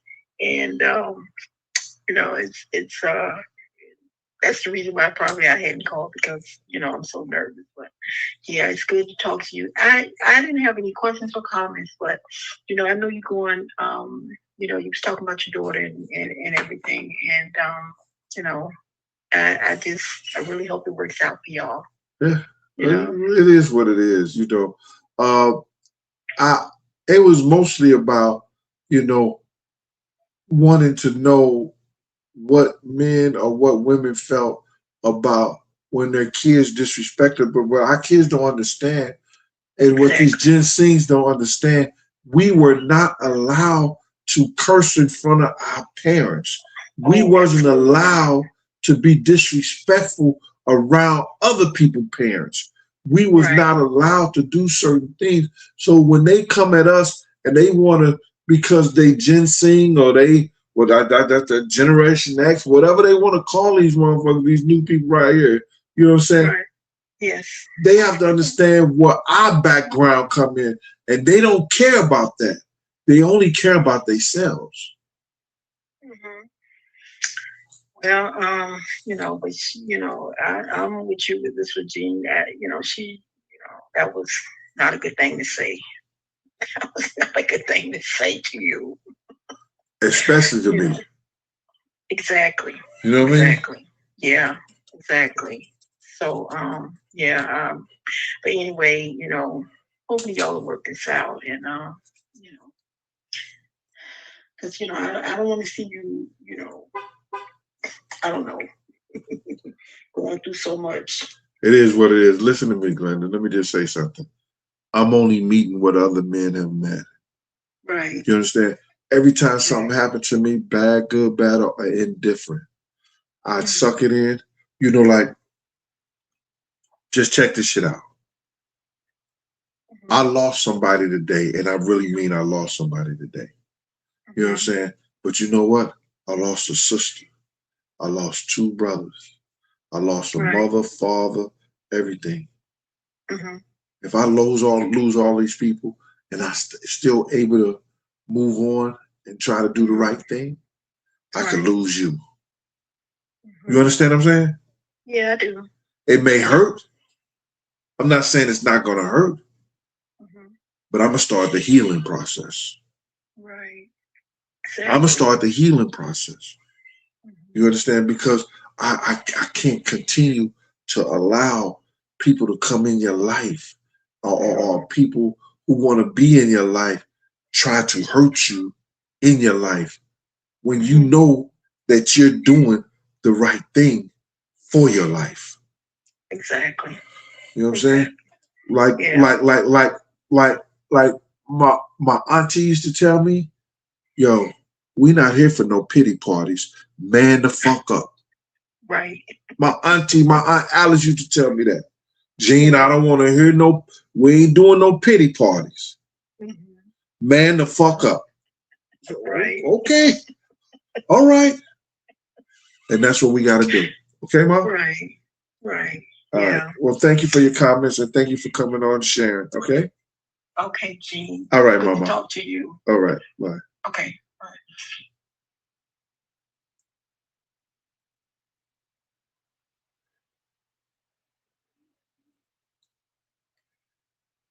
Do I have anybody else? I've seen a couple of things. A couple people, I don't know what happened to them. Happened to their comments.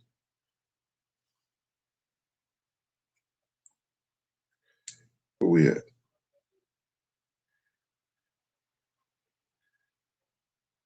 That ATL was the last one. I seen a couple other ones come through here, but I don't see them on my phone. So please call in right now. We got 8% left on this live.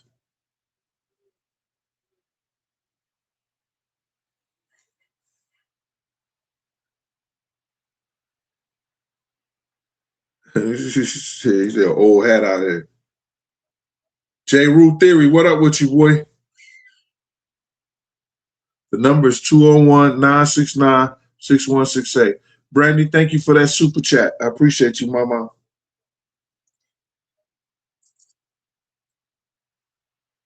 Law student for Cali just put it up.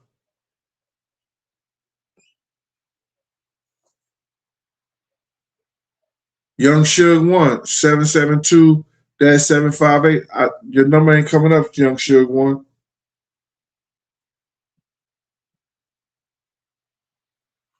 Let me try this number. Maybe it's going to my other phone because they connected.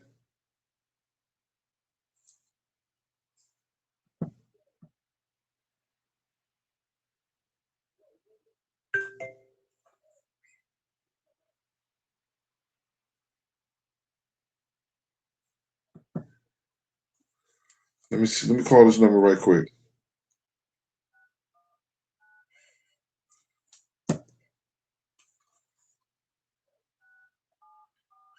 It went to my other phone. Sometimes I guess because they connected, if somebody's calling, it'll jump to the other phone. Calling back out to San Diego.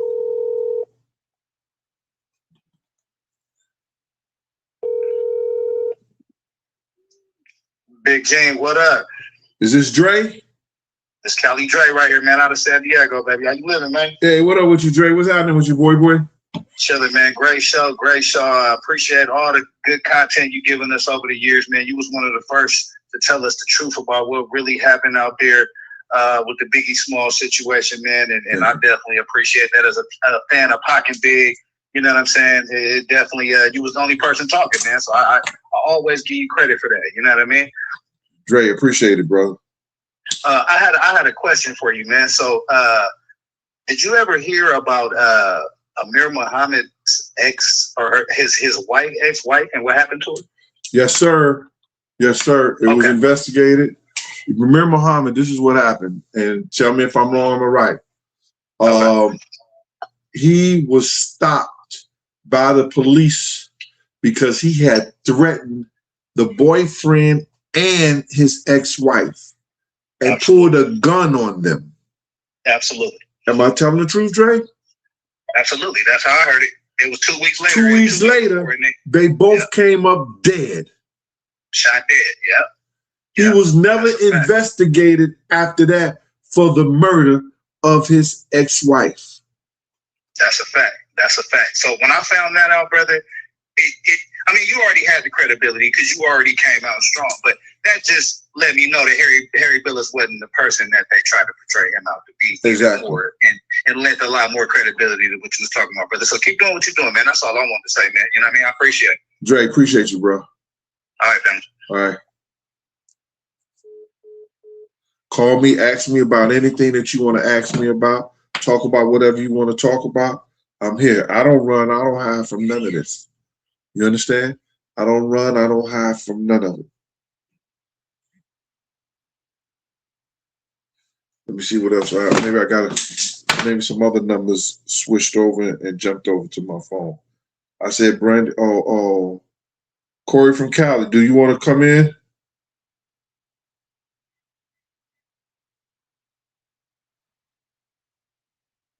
I'm going to call this Corey from Cali, all right?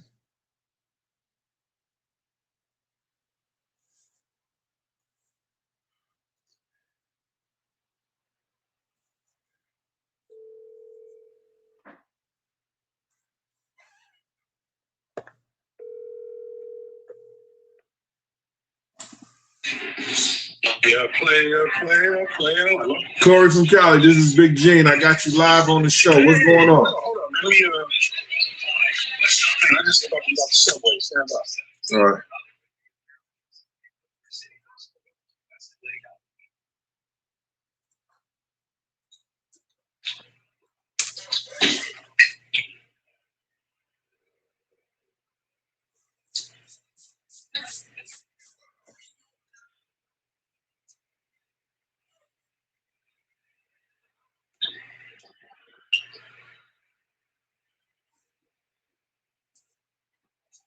We're waiting. All right. So hold on a second.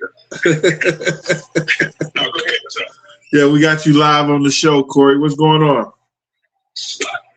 Huh? What are you talking about live on the show, bro? I thought you wanted to be live on the show. I'm doing a live show, and you called me and told me I'm doing a live show. You didn't tell me you're doing a live show right now. All right, so Corey, we'll talk to you later. I'll talk to you later. Bye. No, hold on, man. Whoa. Yeah. Hello? Yeah, I'm here. Yeah, I'm on the subway. I'm on live. So, okay.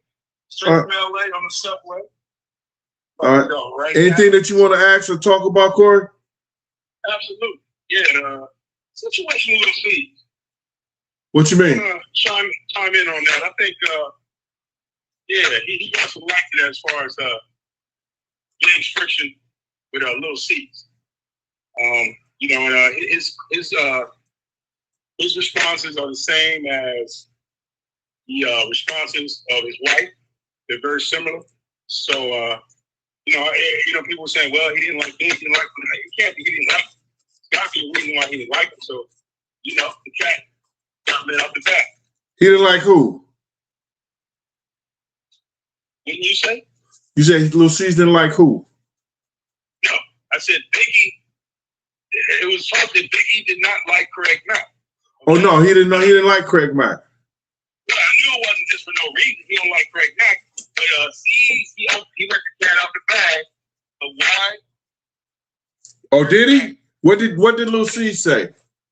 He basically said he was doing a lot of weird stuff on the road, on tour, and it got to the point where it just got it took his toll. And Biggie said, whoa. This dude was doing too many weird stuff. Like he was exaggerating when he was getting that he was getting ill because he didn't want to do the promo tours. He didn't want to go out on the promos. And so he was just making excuses, little silly, dramatic stuff, So same thing his wife said. His wife was right there. That's his wife. So his wife was right there. So their stories were very similar. That's all I'm saying. Well, see, from what I know is this. Puff was getting paid for doing tours, but he was telling them that they were promo tours. So they don't get paid for promo tours. All they get is what they call per diem. Yeah. Oh, are you serious? Yes. He was doing okay. All right, so just check this shit out. When we did that show with Jodeci, I said we, but I was there. I was making more money than they was making. I was getting $1,500 a week plus $300 a day for per diem. Wow. So 5 days, I'm getting $3,000 at the end of the day, at the end of the week. You understand what I'm saying? Them niggas is only getting per diem. I see. But Puff is getting $50,000 a show. Then breaking it down, huh? He didn't break the break. Oh man. And then breaking it down with Big. You understand what I'm saying? So he was paying Big, but he was paying Big, but he wasn't paying the rest of the niggas. He was trying to get them per diem. That's why Faith said, I'm not going out there if I'm not making no money. Oh, gotcha. Hey, man, it makes sense now. You understand? Yeah. See, people gonna tell you what they want you to hear. All right, yeah. So how you gonna feed your family if security is making more than you and you the fucking artist? Absolutely. It makes sense, brother. I mean, that's common sense. You have all the book sense in the world, but without common sense, you got nonsense. And that's what that looks like. No common sense. Yes, sir. Wow. Man, Puff Fatty once again. Yes, sir. Well, I didn't expect to get called. I'm on your show like this, but it's all good. I can handle it. All right, brother. I love my boy, Big J. Hey, you take care, my brother. All right, Corey. Take care, bro. Peace. Hey.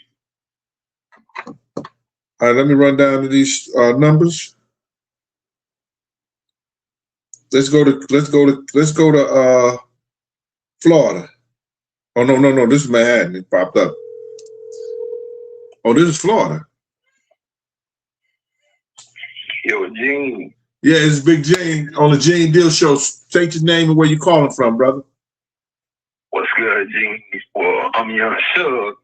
I'm calling from PA. Suge, what up with you, boy? I'm chilling. I'm calling from PA, but I'm originally from Florida, South Florida. Yeah, yes, sir. That's what your number came up in Florida. Go ahead. Yeah. So I've been following you for a minute. I know you was there. You seen it. You experienced it. You lived it.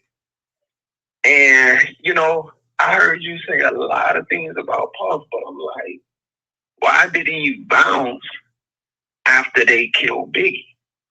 Who bounced after they killed Biggie? You know what I'm saying? Like, why did you continue going and Puffy after Biggie was killed? See, you gotta understand this, bro. First and foremost, I was Puff bodyguard, right? I told them the day I got back to New York, me and Puff ain't talked for almost a year. I stopped fucking with Puff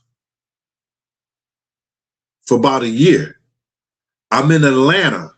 If you read my books, it'll tell you I was in Atlanta, and I think it was I don't know if it was either All-Star or had something to do with some sports thing. I go into Justin's. Wolf comes out. Wolf was the one who hired me for Puff in the first place. So Wolf comes out and I'm in Justin's with 2 honeys. We having a ball at the bar. I'm doing my motherfucking thing, having a great time. Yeah. Wolf says to me, he said, yo, Gene, trying to why is this dark? Oh my God. Did y'all see me? Okay. Wolf says to me, yo, Gene, come to the back. I go to the back of Justin's. This is Justin's too. It's Puff and a lot of dudes around this big ass wood table. And Wolf said, yo, Puff, Gene coming back to work. And I'm looking at Wolf like crazy. Wolf want me to protect his own interests. Wolf know I'm probably one of the top and the powerfulest bodyguards in the city at the time. I'm holding down Black Hands Chaz Williams, who has Black Hands, who also is a part of the Guerrilla Black Mafia, who also is one of the top dudes in the country. I'm also holding down, is that my kid doing that? I'm also holding down K Slay. You hear me? Are you still with me? Mm-hmm. Oh, yeah. So then Wolf said, yo, Gene, you want to go back to work? And I'm like, man, I don't give a fuck. It's babysitting. He said, yo, and Puff said, yo, Gene, come to my office on Monday. And I went back to work for him after a year. And I stayed for 3 or 4 years after that. I feel you, brother, but it's like you got so much conviction for what went down with Diggy. This is after though, too. You understand? When Puff did the shit to Wolf's mother, and he did the shit to Big's mother after that shit, and this is years that gone by. Do you understand what I'm saying? He started changing.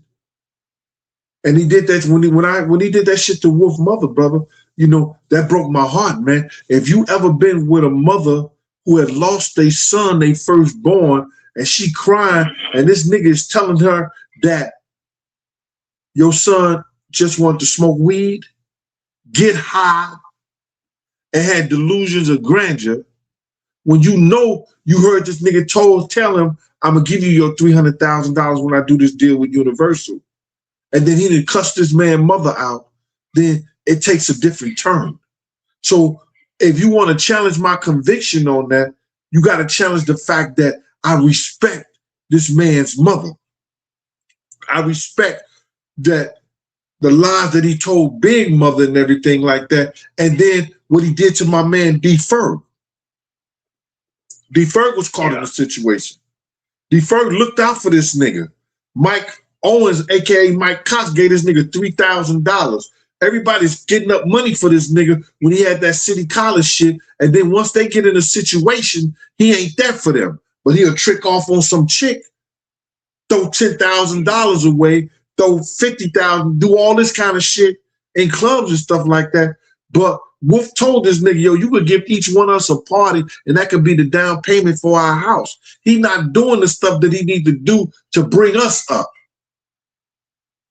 And we putting our life on the line. When you have done so much, and there's so much and so many chances you could give a nigga, and he never come through what he's supposed to come through with for you and yours, then you have to go another route with him.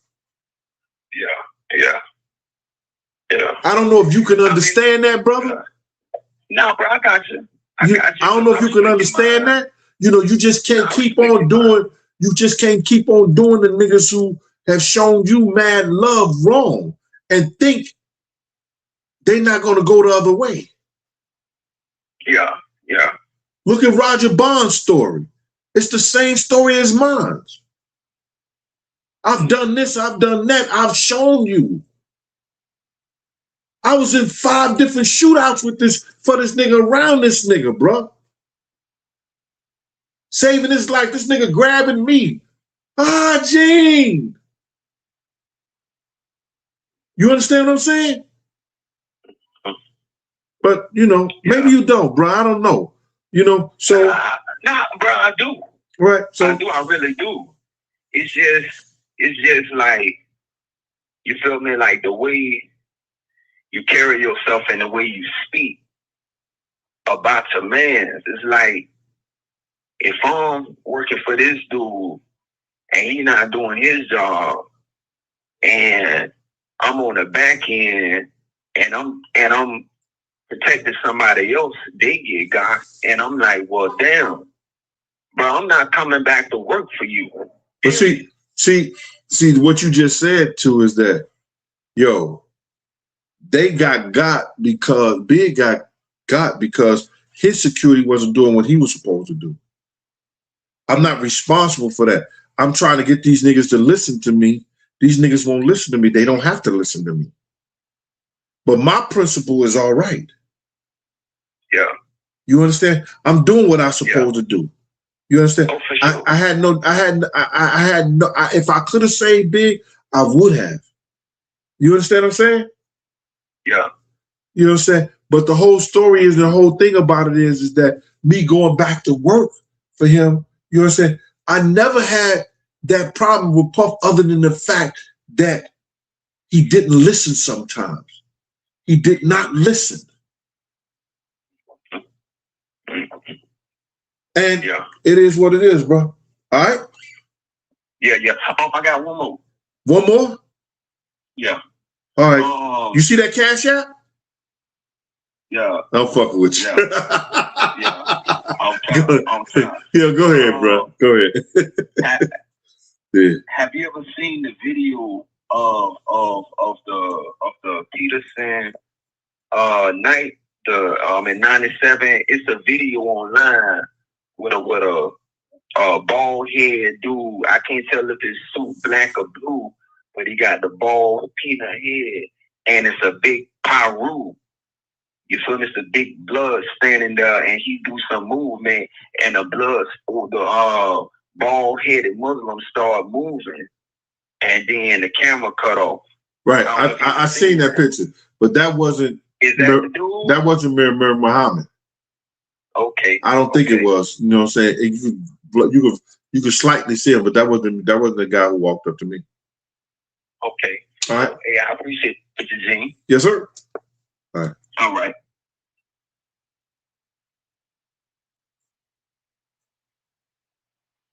I don't run from these questions, y'all.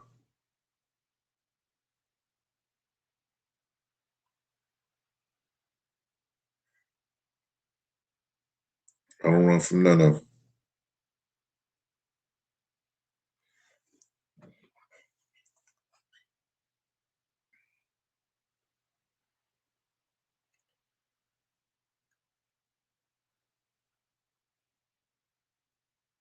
Okay, let me get this call right here.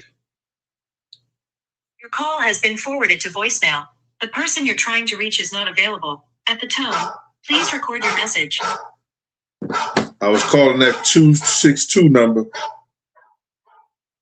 Now we in Cincinnati. Hey. Hey, this is Big Gene from the Gene Deal Show. Yeah, hold up. My phone. Can you hear me? I can hear you. Okay. Oh, how you doing, Gene? Hello? Hold on. Let me call you right back, okay? I got somebody on the other line, okay? Okay. Not you. Oh, my God. She hung up. Hello? Go ahead, man. She hung up. Go ahead. This is Gene Deal from Gene Deal Show. State your name. What's up, bro? Jay, I want to talk to you concerned about your daughter, man. I know how you feel going through the same situation myself. It's just heartbreaking, man. We do all we do for them and just take one little thing to just turn them against you. You know, I had a very important paper that I needed, document I needed her to help me get filled out because I was having some problems with it. And I needed it for a job. Right. And she just never responded back, say, oh, I'm gonna get it done for you. I never got it done. And I do all I can. She call me anytime I give her money, all that. I just don't know about these. I think it's the money, man. You know, I just think it's the money.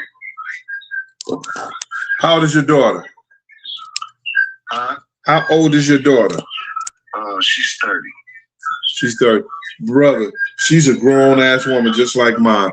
And I could blame my daughter's mother from some of the shit, but I can't blame her no more because your daughter know what you've done for her, you know, and she know who you've been. You got to turn down your TV, brother, or whatever you're watching this on. Uh-huh. You got to turn it down. Okay. Okay. I'll turn it down. All right. Your daughter's a grown-ass woman. And if you do have any kind of communication with her, you have to understand, you know, your mother and our relationship was our relationship. I want to have a relationship with you as my daughter. You know what I'm saying? I'll give you my right arm and my heartbeat because that's how much I love you.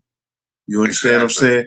So, but I want you and I want us to have a relationship for us so we can communicate, for we could go on and we could be good towards each other. Whatever you need, I'm going to try to be there the best way I can for you. And I would love for you to be the same way with me. You understand? You can't blame me nor your mother for our relationship. You understand? You know, you as a grown woman, me as your father, I would love to have a relationship with you. What do I need to do to have a relationship with you? Right. You understand? She did come to my birthday party. Well, she's still, she's still coming to you, though, bro. The communication is real. You know, don't answer the phone. Well, you listen to me, bro. She came to your birthday party, right? You understand? And then sometimes these kids, they want to text you. They don't want to call you. You understand? You know, that's how they act sometimes, bro. Yeah, that's true.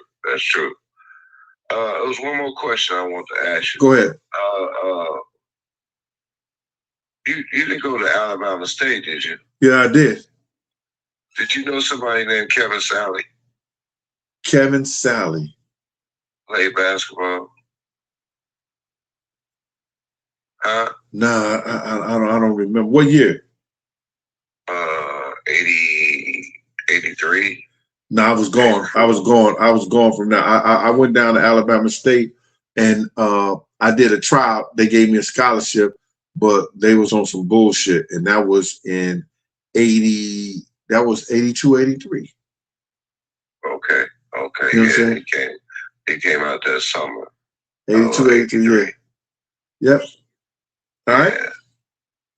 I just thought maybe you knew him. Yeah. Okay, then, Gene. I appreciate you calling. All right, bro. And I listen to you all the time. I appreciate you, bro. That Puffy is a hot mess, like you said. He ain't right. He ain't the truth, brother, man. Yeah, not at all. I got guys was riding tricycles with since we was 3-4 years old, and we still hold it down no matter what went on in our lives, man. So, you know what I'm saying? Right. But he did defer. That is heartbreaking, man. Right. No doubt. And the other guys too, man. Ain't no way I'm gonna disrespect somebody's mama, man. Not at all. We don't get down like that. We don't do that. We just weren't raised like that, man. No doubt. Period. All right. All right. Appreciate you, brother. To you, Gene. All right. One love. One love. Peace. Let me call this young lady back. She messed up. I was telling him to hang up, and she hung up. Hello? Hey, I was telling him to hang up, and you hung up the phone. No, I didn't hang up. I've been trying to call you for a minute. What's up, Mama? What's good? State your name. Where you calling from? Hello? I'm confused. Huh? Gee. Yeah, I hear you. Oh, but I'm watching your show. Okay. You gonna talk while you watching my show or what? Yeah, it looked like you was talking to somebody else. That's why I was just gonna ask you your opinion on something. I'm listening. Yeah, I was just wondering what was your thoughts about Oprah Winfrey being talking about Whitney Houston, bringing up something that happened to her in regards to her falling off the stage. Again, what was your thought about Oprah Winfrey making something negative comment after her passing 15 years later? Well, the thing about Oprah is that she did not get to that position without doing what she needed to do for them. You got it? Mm-hmm. And if she making some statements against Whitney Houston, and based on the fact that after Clive Davis has surpassed, it's because they wanted her to make those statements. Mm-hmm. Oprah Winfrey, she does, and her being a gatekeeper to the industry, to certain things, she does what they want them to do in order to be where she is in this industry. Oh, I get it. Mm-hmm. All right, so that level. And we got to understand that, you know, when Oprah Winfrey could have built a school here in the United States and had the kids and give something to the kids in the United States like that, she went to Africa. Right. She ain't African. Mm-hmm. She's American. I always wondered that too. Why she don't help us out of the Americans? You understand? Right. She's American. Right. Why she don't open schools over here and do this shit like that? You know, she does what they want to. They do. You have certain people in the industry that they put here to do what they want them to do, and she's one of them. All right. Yeah, that's it. Okay, babe. That's it in a nutshell. Thank you so much. All right. Okay. All right. Bye. Bye-bye. Okay.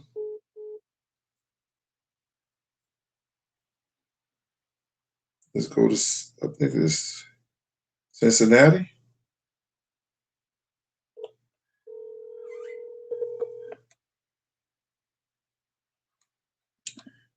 Yo.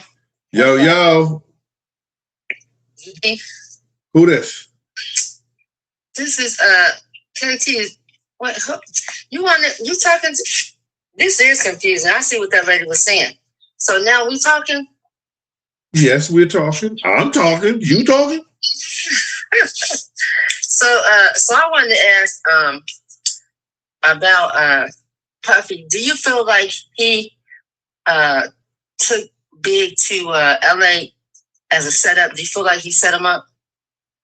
I think that he put Big in a situation in which that he knew that some people wanted to deal with Big to get his ass out of trouble with those people. And that's what he did. So that's like the same thing as a setup, but he really was a demon. Like he just listened to all his stuff, how you were saying he was getting paid 50 G's and he wasn't giving those people. He just wasn't right. He was not right no type of way. No type of way.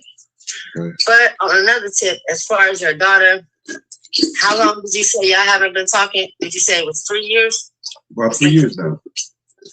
Yeah, I just want to say that I'll pray for y'all, but I think you should just let air flow, just give her time, because being that you was her father and you definitely was a dad, a stand-up dude, she really missing out, and she probably does have other people in her ear, but I think in time she'll come around. You know, she'll have a soul-searching moment or whatever. But it's hard. It's hard, but it's going to be hard. And you know, she seen my brother die, and she ain't reach out. She seen my father die, she ain't reach out. She seen my mother die, she ain't reach out. You understand what I'm saying? I don't know what she might be going through. And the fact of the matter is that, you know, I was stricken with cancer. I had lymphomic cancer, some shit like that. And she didn't even reach out. Yeah. You know what I'm saying? She didn't even reach out Daddy, I hope you all right. I hope you be all right. I'm praying for you. You understand? To be that motherfucking low to me, you understand what I'm saying? Yeah. You know what I'm saying? When I'm going on that operating table, I don't even know. You know, when you go on that operating table, you don't know if you're coming back. Yeah, that's true. You understand? My oldest didn't even like give a fuck. Yeah, I believe that probably it's there's other influences. Somehow there's other influences in her ear or shaping her view or whatever. But I still would say give her time, you know, just let Well, listen, God gonna have to give her time because I ain't giving her a goddamn thing. You understand what I'm saying? Yeah. God gonna have to give her time. Mm-hmm. You know what I'm saying? That's up to her and what she believe and how she believe in God. Yeah. Right? Well, I pray that she comes around and y'all get back because she's really missing out. And to have a father, to have a real dad, that's a blessing. So she really, you know, she just has to come around. The relationship with the mother, is that solid or y'all rocky with the mom? You know, well, her mother and her relationship, her mother is, you know, they friends, they chill out, they go shopping, they do whatever they're like. But she's a little rocky even with her mother. You know what I'm saying? Call her mother when she want to, respond when she want to. You know, it is what it is. Yeah. You know what I'm saying? So, you know. This generation, I call them the Generation X because I have 3 kids and I've gone through similar things with my daughter. And, you know, we had a situation where I literally had to take her outside and beat her up like she's a female on the street. And that really broke my heart. But she was doing so much. And it's like, I kept trying to work with her. But before we get resolve one issue, she on to something else and on to something else. And it just kept going. And in my mind, I said, you know, you're just going to have to give her that beat down. Take that ass with her. Yeah. And it's crazy because once I did that, she did a 180. You know, she did a 180, but I swear she was taking me through it. It was like, you know, she didn't respect that was a word that she just, I don't know, couldn't grasp the concept of, but the things that she was doing that was so disrespectful, and I would pray about it. You know, I was thinking, how could she even be so bold? But these kids, I don't know, I feel part of it is because the era that they're in, they took the Bible teachings out of school. You know, they telling you can't whoop your kids. I don't know. They're just missing some of the fundamental things that were stored in us growing up. Right. And then just that foundation that we came from. And then they have all these social medias and violent video games. I don't know. There's a disconnect somewhere. There's a disconnect. But once I did that with my daughter, she did come around. But we went through some other things. But I just gave her time. You know, and I kept talking to her. And like you mentioned, these kids, they want to text you. I tell her, you know, when we're talking about something new, don't text me. That's impersonal. You know, I'm your mom, you're my daughter. Right. We need to have a conversation for real. I'm not doing text messages. Like, let's just do that with your friends or whatever. So, you know, it's I think a part of it is their generation, and somehow there's a disconnect. But, you know, I just hope that y'all work it out.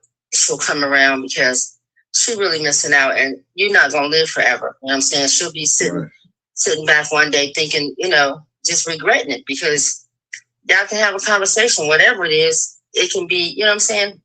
If you're willing to do it, she should be willing to do it. But, you know, just give her time. That's what I would say. Yeah, just give her time. But I appreciate it. All right, well, thank you. I appreciate it. All right? All right, Tim. All right, you be good. All right, Peace thank out. you. Bye. Peace. Hey, that's my last one I'm gonna take, man. That was from Cincinnati, and I appreciate that comment.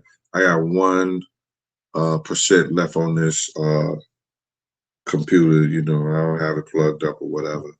But I want to thank y'all, man, for coming and sharing and having me air my shit out, you know, with y'all. Some of y'all aired y'all's out too, and that's very appreciative. You know, like I said, I'm not the only one that's going through this shit, and to be able to come here and talk with y'all, it'll help me get through my nights a lot better, and know that some of y'all are on the same page with me, and understand what I've been through, because they've been through some of the similar stuff. Yo, thank y'all for coming to the Gene Deal Show. And we stayed in here strong. And I pray that God continue to bless y'all as well as my family also, and get us through this bullshit that we got to go through. Yo, listen, tell a friend and tell a friend that Gene Deal, My World of Bodyguard and Hip Hop Star, is a great book. Life After Death on Bodyguard and a Hip Hop Star is another great book by him. And this nigga did a third book, The Downfall and Reckoning of Bodyguard and Hip Hop Star. You know, you could go on YouTube. Not on YouTube. What I'm talking about on YouTube. You can go and